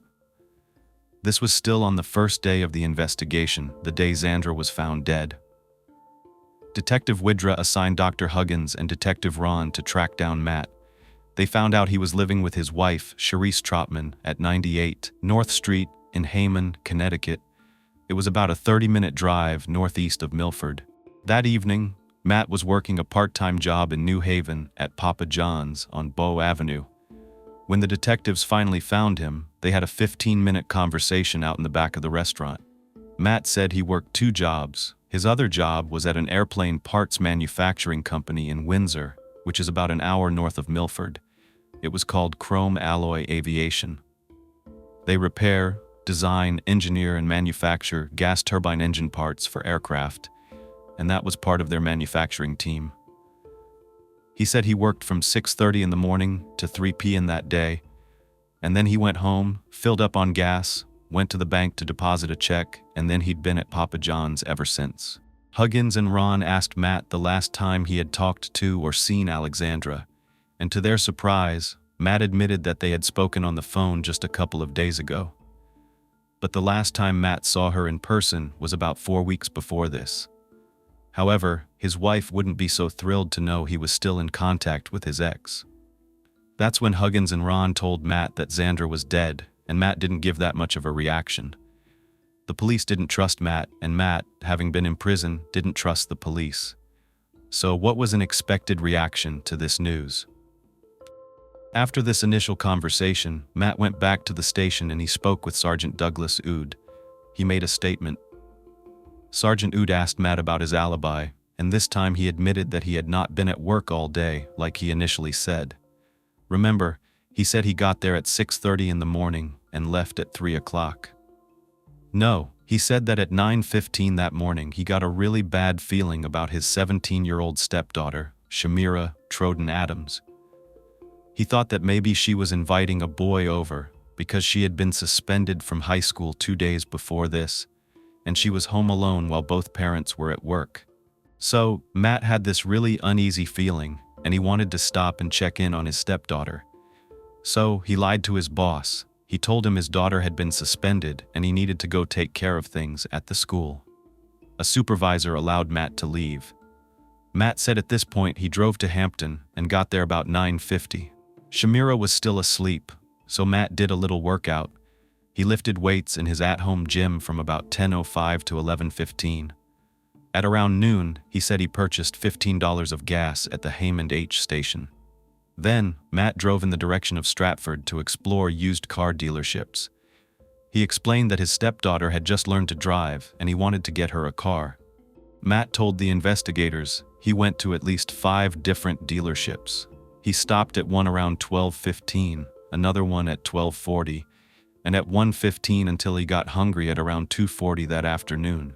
He was still in Stratford, and he called his wife to see if maybe she wanted to get a late lunch. Charisse worked as a teacher, and teachers don't usually get lunch hours, so this struck Detective Udd as a little strange. But Matt said Charisse never even picked up the phone anyway, so Matt just drove through the McDonald's drive-thru alone. To be fair, it was already almost 3 p.m. when Matt reached out to Charisse, and remember he said it was a late lunch. Most schools get out around 2:45, so I really didn't think it was that strange. After that, Matt said he went to Papa John's. He picked up a paycheck, he dropped it off at the bank, and was home between the hours of 4 o'clock and 4:25. Then, he drove to Papa John's for his evening shift. From the sound of it, it seems like all of his hours of the day are accounted for. When it came to his friendship with his ex, Xandra, who is now deceased, Matt said that they were on good terms. They had both moved on from their relationship. He loved his wife and his daughters, Shamira, and his new baby girl, Shasid, and he would not do anything to sacrifice his current situation with his wife and his new life. Matt said he wasn't in Milford that day. There would have been no reason for him to be anywhere near Xandra's house. He gave investigators his t-shirt and consented to DNA samples. So why had Matt lied the first time he talked to them when he said he was at work all day? Detective Oud wasn't sure, but Matt's alibi seemed solid. I mean, maybe he didn't want to explain everything to his boss. Maybe he thought his stepdaughter was letting boys in the house, and he just made it simple. But a lie is a lie, especially when it comes to detectives looking into your alibi. But they did let him go at this point, and they requested search warrants for Matt's house and car. Meanwhile, Chief Medical Examiner Ira Serre was in charge of conducting Xandra's autopsy. Xandra's manner of death was homicide, and her cause of death was determined to be multiple sharp and blunt force injuries to her head, causing craniocerebral trauma. She also sustained a number of sharp and blunt wounds to her neck and torso. The sharp wounds were inflicted by the blade of a knife. She had stab wounds to her face, torso, neck, and the back of her head. She was attacked with a blunt object that was much larger than a knife handle, something like a trophy, as the investigators had initially thought, or even something like a baseball bat. This is so horrific, but to truly convey how angry and violent the killer was, I told you that Xandra had been hit with such force she was missing one of her eyes. She was hit so hard that there were also several of her teeth that had gone down her throat and were found in her stomach. On one of Xandra's hands was a very fine, thin hair stuck to dried blood, and it did not appear to have come from someone African American. Instead, it looked like it belonged to someone that was white. Xandra was blonde at this point because she had gotten her hair highlighted, and she had naturally coarse hair that kind of had some waviness to it. So they weren't sure if this hair came from her own head, so it was a possibility that this belonged to the perpetrator. This was sent to the crime lab for DNA processing. Both Jermaine and Matt were black males, so if this was the killer's hair, maybe her attacker was somebody else. Found on Xandra's left cheek was a 1.5-inch wide piece of black electrical tape, and when it was removed from her face, there was no blood underneath, which means that it had been taped there before she was injured. At first, this was kind of strange. It was kind of a small piece of tape, but Dr. Camper determined that the tape had actually ripped off of a larger piece. So it was as though the killer had wound this electrical tape around her mouth and gagged her to stop her from screaming. When they removed the tape after her death, they hadn't gotten all of it, so that part was left behind. Police sent the tape in for testing and searched Linda's home for similar tape, but they did not find a matching roll, so it stands to reason the attacker brought it with them. As for Xandra's mother, Linda, her brother Eric, Matthew, and her father John, they suffered knowing that the killer was still out there and what Xandra went through. After they were told everything that the investigators knew, Xandra's family actually suspected Matt could have done this, but they wanted the case to be proven through the justice system. John believed his daughter was probably beaten with a bat. He made several statements saying he wished Connecticut had the death penalty so that this murderer could get a taste of their own medicine. They were in the dark for such a long time, and that's part of the investigative process for cases like this. Xandra's funeral visitation was on Wednesday, May 24th in Milford, with a mass held at Christ the Redeemer Church. It was a very moving ceremony, and all of her extended family came to celebrate her life. Xandra's brother Matt was moved to see just how many people's lives Xandra had touched through her passion for dance, her auditioning, and her involvement in various charitable causes. It was quite a testament to her vibrant spirit and the impact that she had on those around her. People from all corners of her life came together, traveling far and wide to say their goodbyes and share their memories. This outpouring of love and support provided a sense of solace for Xandra's family as they navigated the rough waters of grief. They were witnessing how deeply Xandra was cherished and how her presence had left a mark on so many hearts. It was bittersweet comfort, though. They still wanted to find out who did this. The detectives working on Xandra's murder case actually went to these funeral services because they were hoping to see somebody acting suspiciously that might lead them to the killer. Jay attended, but her ex Matt didn't come, and investigators still didn't know if either one of them was responsible. As all of this was unfolding, investigators were looking into both of these men. First, they found out that just like Matt, Jay did have a criminal record. He had been arrested for becoming physically violent with his on and off again ex. So was this cycle repeating itself? Recall he had a black Honda Accord with gold rims. Could that be confused with an Acura? Sure. This matched the description of the black man entering a black Acura at 4 p.m. Matt had been in prison for over 5 years after selling drugs, and he had a dark green Acura with chrome detailing that could also match the description given by the neighbor. It was actually an Acura, and then another neighbor came forward with a tip. His name was Michael Shako. He was a high school student who lived right near Linda's house, and he said he saw a dark green Honda Accord with gold rims outside the house all day. He couldn't remember the race of the driver, but this description put Jay in the spotlight.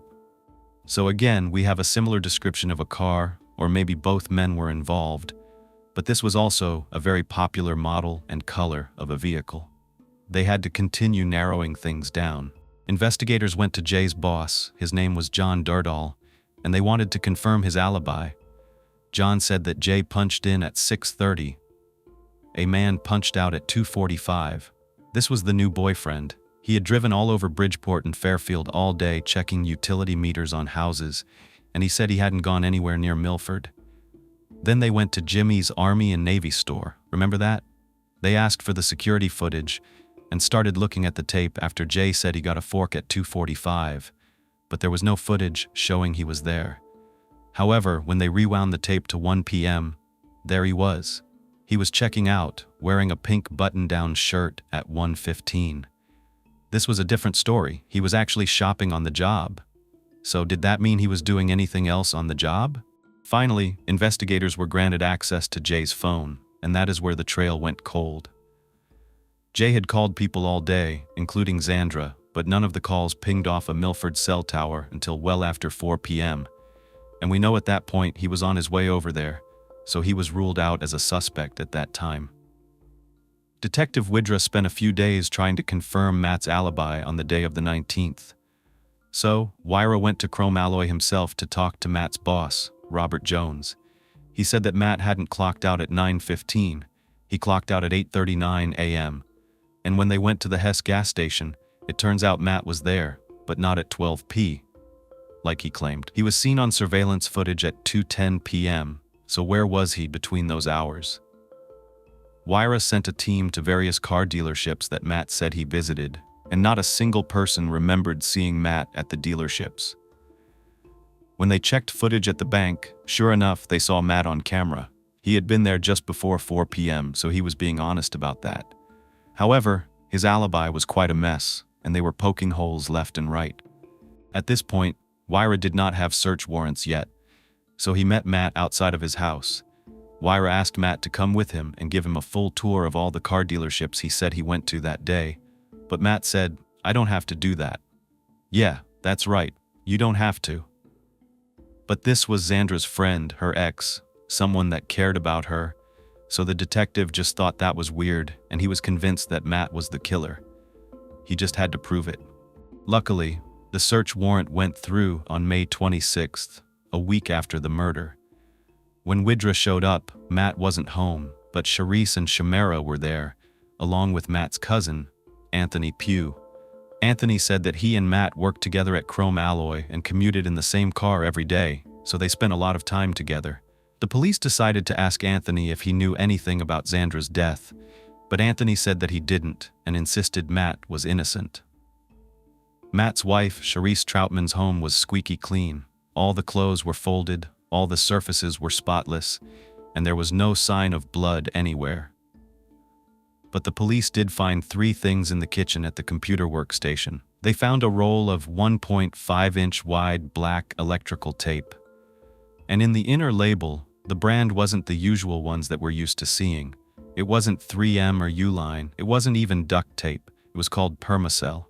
It's a heavy-duty double-sided tape that's used for a variety of purposes, including holding pieces of metal in place during machining. It was black, so it stood out since the tape found on Xandra's face was also black, and none was found at her house. Also in the kitchen at Matt and Chessa's place, they found a lint roller, just like the ones you'd use to remove pet hair. It was wound with black tape, so that was strange. Then, in the basement, inside a garbage can right next to the washing machine, was more tape. It was in an overlapping spiral and had been folded in half and thrown in the garbage. So they collected all of these wads of tape for DNA processing. Police also searched Matt's car, but they didn't find anything. No fingerprints, no DNA, nothing of significance. But after examining this tape, an expert said it was a special kind of tape. It wasn't distributed in any Connecticut retail stores. Permacell Model P34 was created by New London Tape Distributors, and it had a unique adhesive backing that they made only in the Northeast. In 2006, the tape was used by only 3 companies: AdCam Incorporated in Manchester, Connecticut, Grandstone Incorporated in Westerly, Rhode Island, and Chrome Alloy Aviation in Windsor, where Matt works.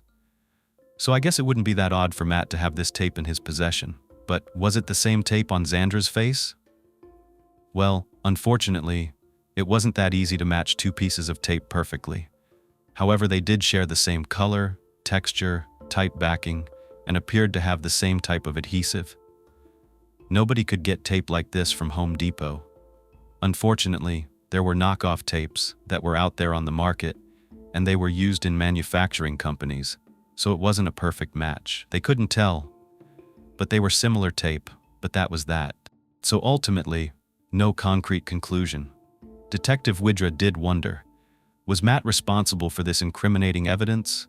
Or did Matt's cousin Anthony have access to the tape and maybe try to pin this murder on his cousin? Because it didn't make that much sense. Why would Matt keep tape in garbage cans and around his kitchen if he had used it in a murder? You'd think that he would get rid of it. So, on June 1st of 2006, they decided to interview Matt's cousin Anthony. That's when Anthony realized that he might become a suspect in this crime. He told them that Matt had a really short fuse. He could get mad really easily and fly off the handle. He even had a motive against Xandra. Of course, detectives' ears perked up. They wanted to hear more. He tells the investigators that apparently Matt had gifted his car, a Nissan, to Alexandra in 2002. He also loaned her $220,000 in 2003. And then when January 2004 came around, she broke up with him and kept the car and the money. So, Matt had tried to buy her love, and when he didn't get what he wanted back, he wanted to get revenge. This is all according to Anthony, but this was news to the cops. On June 14th, they re-interviewed Matt. They hoped to clarify the inconsistencies in his story, because remember, he said his relationship was fine with Xandra. But first, they wanted to question him about stopping at those car dealerships. Matt said that when he did, he never talked to any of the salespeople. It was kind of damp outside that day from the rain, so none of the salespeople were actually outside. Matt explained he wasn't serious enough about buying a car that day, so he didn't go inside to try to talk to anyone, and he didn't want anyone trying to sell him on anything. Still, nobody could confirm that Matt was at any of these dealerships. So the detective asked him about the money that he supposedly gave Xandra.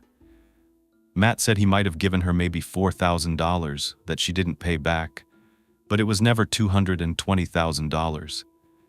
He said that was outrageous.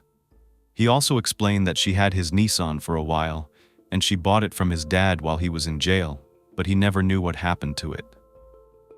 At this point, Matt did not cooperate any further. He didn't feel like he had the need to do so because he insisted he wasn't involved. But soon enough, they would have more evidence. DNA processing always takes forever, but the results came back before the end of the year. All of the blood droplets in Linda's basement actually belonged to Xandra. However, when they swabbed the first-floor bathroom, remember that blood they found at the toilet and the sink that was watered down? That was a mixture of Xandra's DNA and DNA from a male contributor. Two types of blood analysis kits were used. One was called the Identifiler kit, and the other was called a Powerplex Y kit. Both were used to determine that both blood spots the Y chromosome, which only men have. In one of the samples, 25% of black men could be a contributor, and for the other, the odds were 1 in 2,800 that it was a black male with Matt's blood type. So basically, Jay and Matt could both potentially have been the killer, according to these blood results, but it was leaning more toward Matt. However, these results were inconclusive. I'm sure you can tell it wasn't very specific about whose DNA it was. There was no DNA belonging to Xandra on the roll of tape or the weighted tape that was found at Matt's home. The blonde hair in her hand remained unidentified, and the fingerprint, the only one found on the scene, didn't match up with anyone in the system or anyone the police had tested. And remember that footprint? The one that was just an oval shape and didn't have any features? Well, that was that. Nothing could really be determined. Sergeant Widra and Sergeant Braddock were shocked by how little evidence was left behind, and they still hadn't even found the murder weapon or Z's cell phone. Nobody would talk, and the trail went cold. Years went by, and that's what no one ever likes to hear about these cases. Over the next few years, Widra had Xandra's photograph pinned to his desk.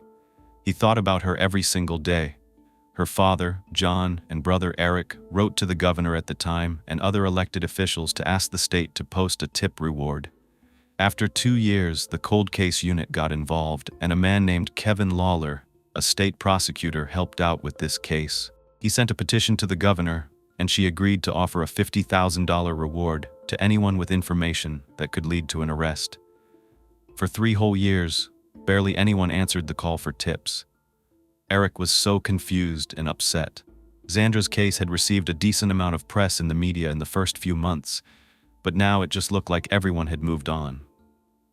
He did not want Xandra to be forgotten, so her family took matters into their own hands.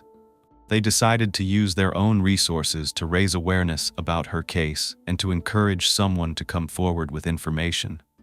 They used their hard-earned money and put up billboards. They put them in strategic locations where Xandra was known to frequent, and these billboards served as a constant reminder of the tragedy that happened to her. The hope was that someone passing by would see a billboard, recognize Xandra's face, and remember something, just some critical clue that could aid in this investigation. Month after month, her family just yearned for just one phone call, just one tip that could break open this case, but nothing came in. In 2010, the Duxace and the bank where Xandra had worked did a holiday drive in Xandra's memory, and the family came together to grieve. They made 200 dinners that were distributed at Cornerstone Christian Church and the Bridgeport School District. At the event, everyone talked about Xandra's charity, Xandra's kids, her love for children, and her hard work and dedication to making deep connections with people in need. Meanwhile, Kevin Lair was set on solving this case, so he decided to reach out to a part of the population that would not have heard about the reward. Inmates, people in prison. They play a lot of card games, and there are these things called cold case cards. They are card decks that print pictures of missing people or murdered people, along with a brief bio and the reward money on each card. Xandra's photo appeared on the 2 of clubs. I'm going to put it up on the screen. These cards were passed out throughout the Connecticut Department of Corrections. In September of 2011, the Milford Police Department received a call from an inmate named Paul O'Connell, and this was a big break. Paul said that his fellow inmate, Christopher Richards, had actually dated Xandra 2 years before she was murdered. The 2 of them, Chris and Xandra, had actually met at the prison while she was visiting Matt. He said that when Xandra broke up with Matt, she got with Chris, and then she broke up with Chris. He was enraged. He told Paul he would kill her. Paul said he was hanging out with Christopher and his sister Shannon when Shannon confirmed that Chris had murdered Xandra. He had just gotten out of prison at the time and returned home covered in blood. Police were shocked. How could this guy have slipped through the cracks? They asked Paul if anyone else knew the story, and he said he hadn't told a soul. Well, actually, that wasn't true. He had told his girlfriend, Crystal. So the police interviewed her, and she said that she and Paul were no longer together because he was a pathological liar. Crystal told him she didn't know anyone named Christopher, and that Paul was probably making all of the story up for attention, and of course, the $5,000. Then police interviewed Linda, Eric, Matthew, and Nicole just to make sure, and they had never heard of anyone named Paul. They knew that Xandra had not dated someone named Christopher. Xandra's only partners, they reiterated, were Matt and Jay. Eric was frustrated. It had been 5 years at this point, and he told the Connecticut Post that the police hadn't communicated with them as much as they wanted. They would just keep telling them to be patient and that they were trying. But it gets harder and harder as the years go by. Only 2 weeks after Paul's fake confession, on September 27th, a man named Jeremy Schneer came forward. Jeremy was a bus driver from Bridgeport who was church friends with Xandra. He said that in April, before she was murdered, Xandra invited him to hang out and discuss some songwriting. She picked him up in her Mitsubishi, and they drove to Dunkin' Donuts. In the parking lot, that's when her phone dinged, and she had received a scary text message from a guy named Donovan. According to Jeremy, this text said that if Xandra didn't pay back money that she owed him, he would kill her. As they got to talking in Jeremy's story, he tells them that Donovan Campbell was described by Xandra as a Jamaican gang member who lived out in New York. He was some kind of loan shark, and she had borrowed $1,000 to pay for her car. She still owed him $6,000. Despite Donovan's threat to take Xandra's life, she seemed unbothered by it.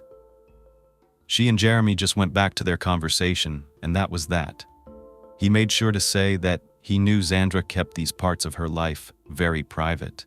Well, with this new lead, police looked into this Donovan Campbell out in New York, but there was no record of him. They also looked at Xandra's bank records. And guess what?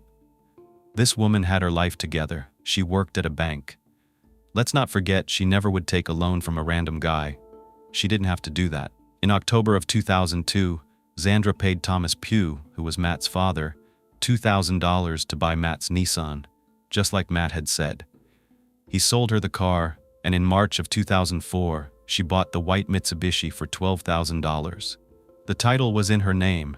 She paid off the entire car, and she had total savings in her account of $37,000 at the time of her death. This was her hard-earned money.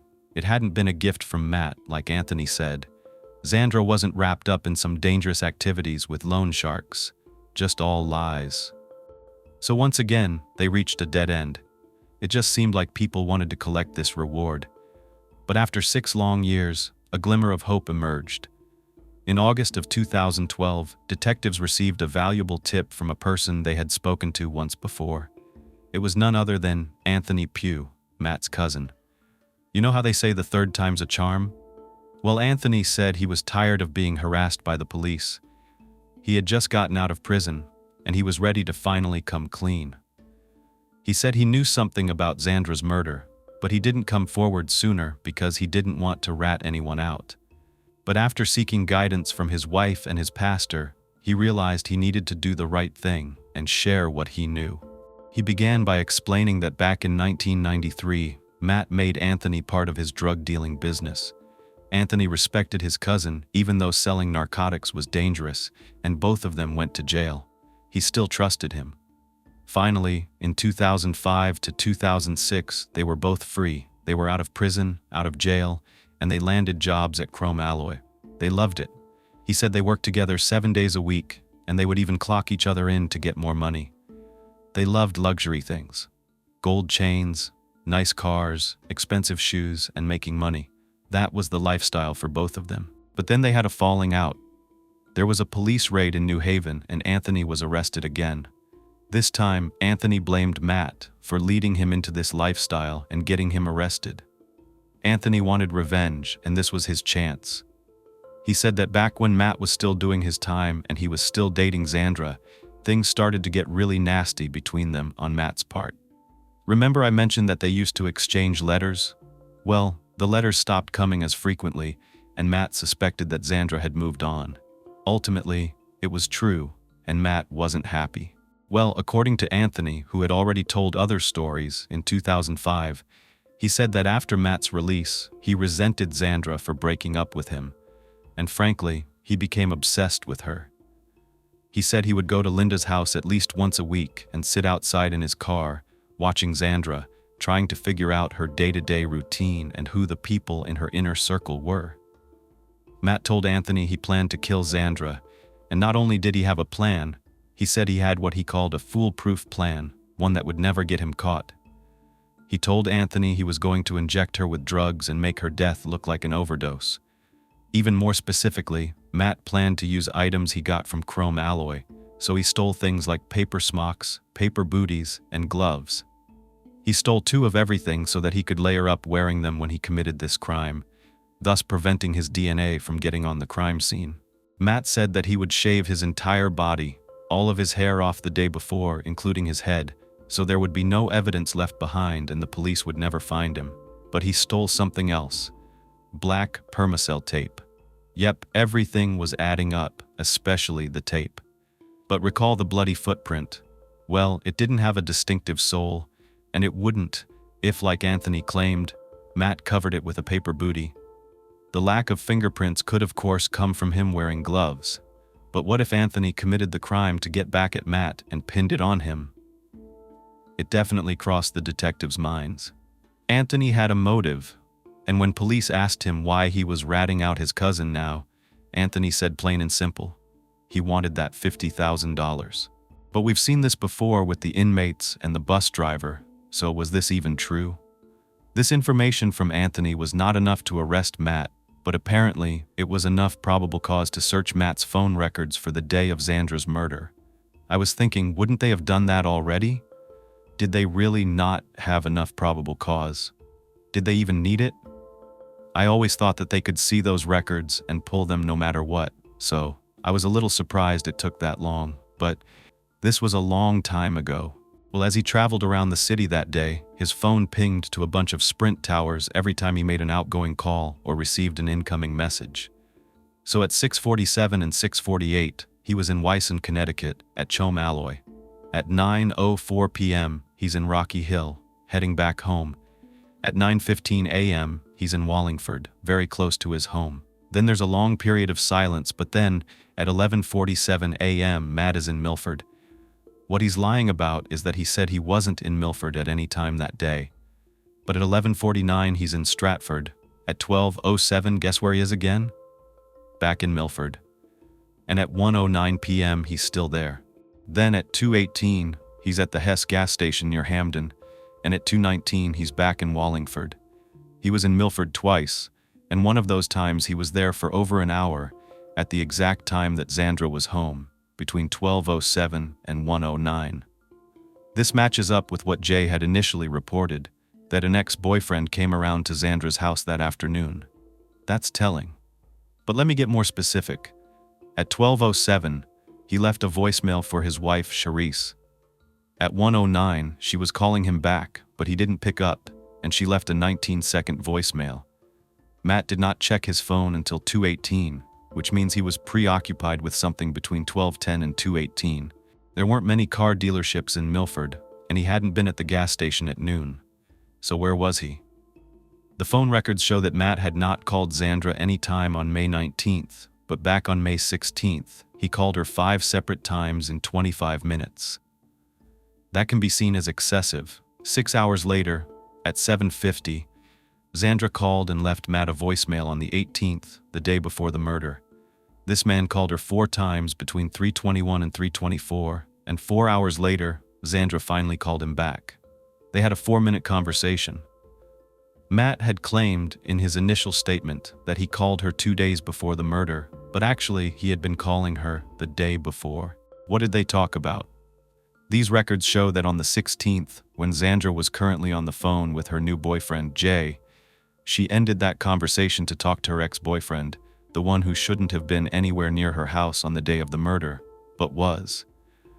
What were the odds that Matt would show up at 12:20, hoping to catch her off guard? The odds are pretty high, especially if it's true that he was watching her movements day in and day out. On August 24th of 2012, 6 years after Xandra was brutally murdered, her ex-boyfriend Matthew Pugh was arrested for first-degree murder and first-degree burglary. But he was already in jail. He had been at the Gardner Correctional Facility since July 15, 2010, for yet another case.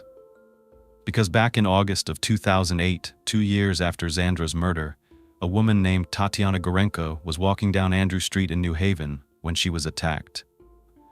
It was 8 p.m., and it was still light outside. This man that attacked her was described as around 5 feet 11 inches, 25 years old, a black male with a medium complexion, wearing cornrows.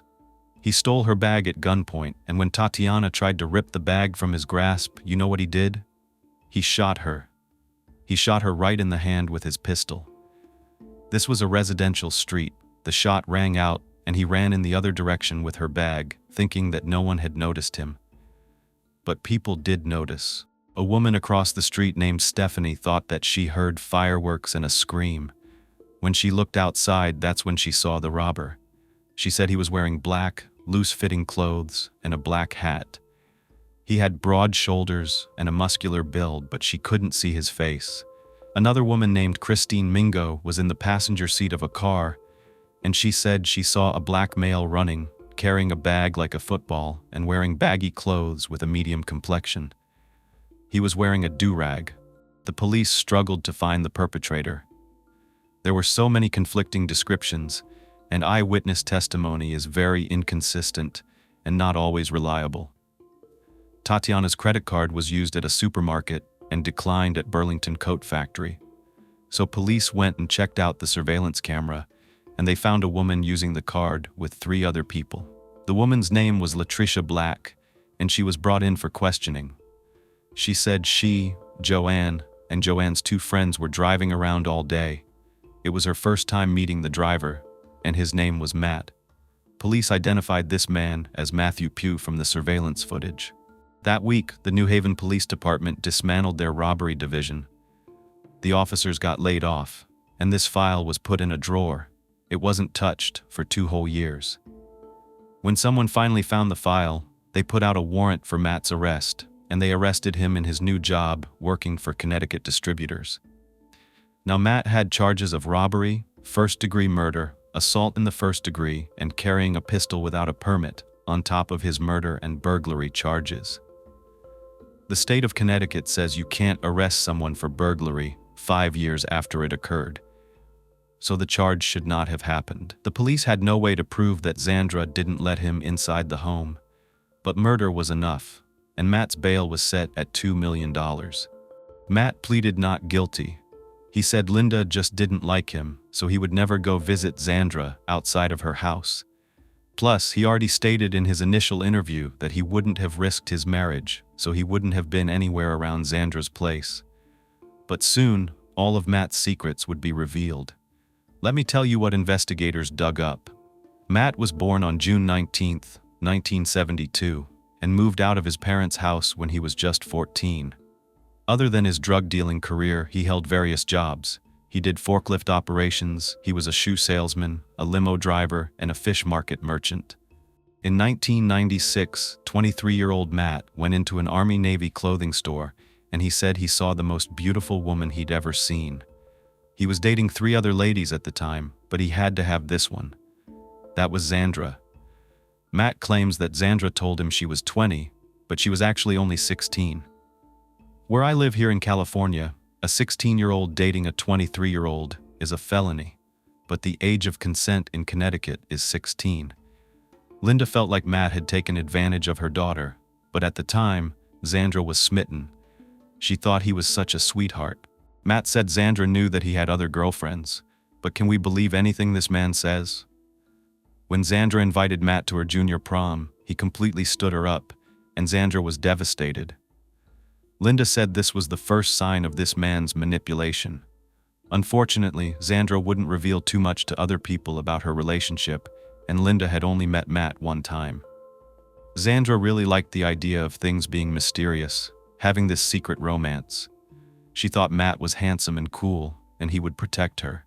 But sadly, so many of us have seen this scenario play out over and over again, where a man will prey on a younger woman. While the age gaps are fine when you're older, your brain is still developing when you're younger, and it's so easy to be blinded by infatuation. Matt had several children with other women. He had a criminal history, and when Xandra started college, he went to jail. Xandra kept in touch with him, and they would collect calls every single day. Matt hung up all of her pictures and his letters on his wall in his cell. He told everyone about her, and he became completely obsessed. But if you recall, Xandra wanted some space. She didn't see this relationship continuing much longer. She was actually becoming scared of Matt. He just kept calling her, and he wouldn't take no for an answer. Xandra started to realize that this relationship was toxic, and she needed to focus entirely on herself and her career. Linda called Matt's time in prison a godsend. Without Matt's presence, Xandra's career was finally coming together. She was getting acting and dancing gigs, and she graduated from college with honors. In 2004, Xandra wrote Matt a letter saying that she wanted to break up. It was then that all the mean letters really began. One time, Matt sent Xandra an 8-page letter full of threats, all kinds of threats. He would say, "Just wait until I get out. If you don't come up here and straighten out between us, I'm not going anywhere, and neither are you. Maybe you need your ass kicked because I can really make you look ugly for life." He went on to tell her, "I told you that I can get vicious and ruthless when I need to, and all your space and ignorance is making things worse. For me, I'm sick of your space games and wanting things your way. This is not funny anymore. So if you don't start making time for me and making this bid comfortable for me until I get out, you're gonna regret that you ever met me. He also said, if you want to see some drama, then you're effing with the right man, because frankly, I don't give an F anymore. Because basically, you don't either. So if you can't get your ass up here and see me, well, I will make your life a miserable living hell. Those are quite some really nasty things. Matt also said that Xandra would never be able to hide, that he knew her social security number, and he would send risque photos of her to the bank, to her mom, dad, and brothers. Xandra knew if her private photos were put on the internet, it might be hard for her to achieve her acting dreams. The media is cruel like that sometimes. Matt wanted to ruin her reputation and threaten not only Xandra but her family as well. This wasn't the only time he had done this. Matt had a history of calling Xandra his property and assuming he had power over her. He threatened to erase her face. Xandra was terrified. These letters were deeply concerning. Recognizing the severity of this situation, Xandra took steps to ensure her well-being and safety. So with her mother's help, they decided to report the letters to the Department of Corrections. She decided to write her own letter to the corrections facility on January 23, 2004. She said she was scared for her life, and if Matt got out, she and her family would be in danger. The department actually took this matter very seriously and launched an entire investigation into the situation. Not only did they prohibit Matt from sending Xandra letters, but apparently this incident affected his original release date. He had to serve additional time. They extended Matt's sentence a couple of months longer and told Xandra they disciplined him, but this only made Matt more upset. When he was released in August of that year, apparently he had cooled down on his threats because nothing ever happened. He met Charisse, they moved in together, they got married, and soon she was pregnant with their baby Chastity. But Matt and Xandra still talked.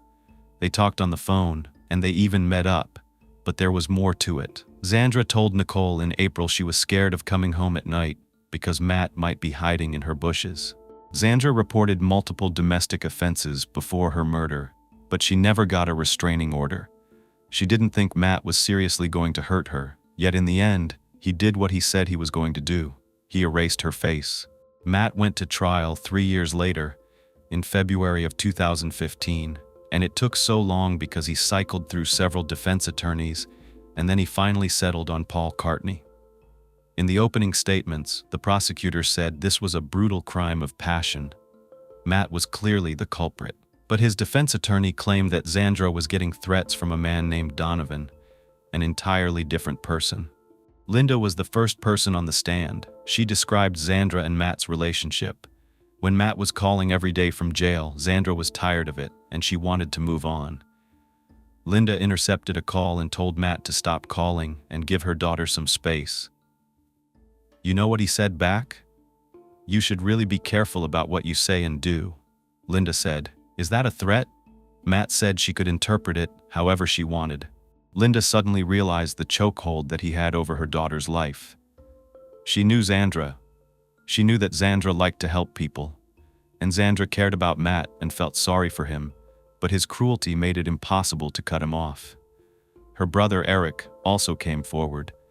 He said he took a call from Matt and encouraged him to move on. When he did this, Matt became aggressive and said he'd come see Eric as soon as he got out of jail, but it was an empty threat.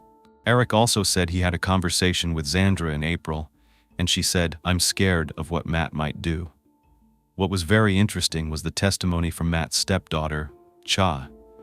She testified that he didn't come home on the morning of the 19th. She had woken up at 10 o'clock, and the house was completely empty, so he wasn't working out. She said if he were, she would have heard the sound of the dumbbells and his music, since the gym was only 20 feet from her bedroom. At 11 a.m., she left the house to get breakfast at a nearby diner, and she didn't see Matt's car in the driveway. Matt wasn't home. So what was he doing at that time? Jay also testified about everything we know that happened that day between him and Xandra, how they talked on the phone, how someone came to her door that she referred to as her ex-boyfriend, and it would make sense that it was Matt at her door. His phone records show that there was no call between them on the 19th. Matt wasn't supposed to come to her house because Linda didn't like when he dropped by. On February 17th, Matt's cousin Anthony testified that Matt had been plotting to kill Xandra for months. Matt had even told Anthony that Xandra had a big dog, but a dog he could handle. A big dog, but a sweetheart. There was no way that Anthony would have known about Xandra without talking to Matt. There were other witnesses. There were DNA witnesses on both sides, the defense and the prosecution. But Matt finally testified on his own behalf, and that's where things went very wrong for him, because his already shaky story got even shakier. He said that he left work that morning to check on his stepdaughter and to hang out with one of his girlfriends. So now he's saying he was cheating on the wife, the same wife that he was saying was the reason he wouldn't have been at Xandra's because he didn't want to risk his marriage. He said after he left work, he stopped at the gas station before checking in on his stepdaughter. But wait a minute, he stopped there at 9:15. That doesn't match up with the evidence. The prosecution pointed out he had stopped at Hess at 2 o'clock, but Matt said, "No, I went out in the morning and the afternoon to get gas." But he wasn't caught on camera in the morning, and why would anyone have to fill up on gas twice in the same day? This time, he also admitted he had gone to Milford, another thing he said that he didn't do. He said he went to 5 different car dealerships all over, and one of them was in Milford. Then he said he went to a Kmart Plaza on Bridgeport Avenue to stop at a Radio Shack, and I'm going to show you this on the map. It's in Milford, but it's not far from Xandra's home. Well, of course, he was asked why he never admitted to being in Milford to begin with, and he blamed it on the detective, saying that Detective Yudd was using aggressive interview tactics, and he was scared he was going to get beaten up in the interrogation room. There was something else that they wanted to know about the electrical tape in his home. He said he got it from work to fix a car bumper after a wreck. The 12-person jury had a lot of deliberating to do, and it was a very hard job to decide on a verdict with all the limited information available. Everyone's testimony had holes in it one way or another. When they were deliberating, they actually asked Judge Denise Markle to hear Jay and Matt's testimonies again, and she agreed. Jay's story remained the same, but Matt's changed, and he ultimately dug his own grave. And you know why that was? Because in his testimony at trial, he finally admitted that he went to Xandra's house. He said at 12:20 he knocked on her door and they had a short conversation. He said he was a little angry, but they resolved their disagreement and he didn't kill her. If a person changes their story 5 times, there's probably something they're trying to hide. On March 2nd, 2015, after 3 days, the jury convicted Matthew Pugh of murder and burglary, and he was sentenced to 60 years for murder, that's the maximum sentence in Connecticut, and 20 years for burglary. Throughout this entire trial, Matt barely paid attention. He was reading a self-help book, and Xandra's dad was furious. He knew Matt didn't care about his daughter, and in his statement, he called Matt a despicable little person who had to have his 5 minutes of revenge. Not only did Matt try to take away Xandra's face, her beauty, and her power, he killed her in a place where he knew Linda would find her in order to emotionally destroy the entire family. Xandra's father went on to say that if the death penalty were legal, he would personally want to administer the injection. Of course, Matt tried to appeal his sentence, but his appeals were dismissed.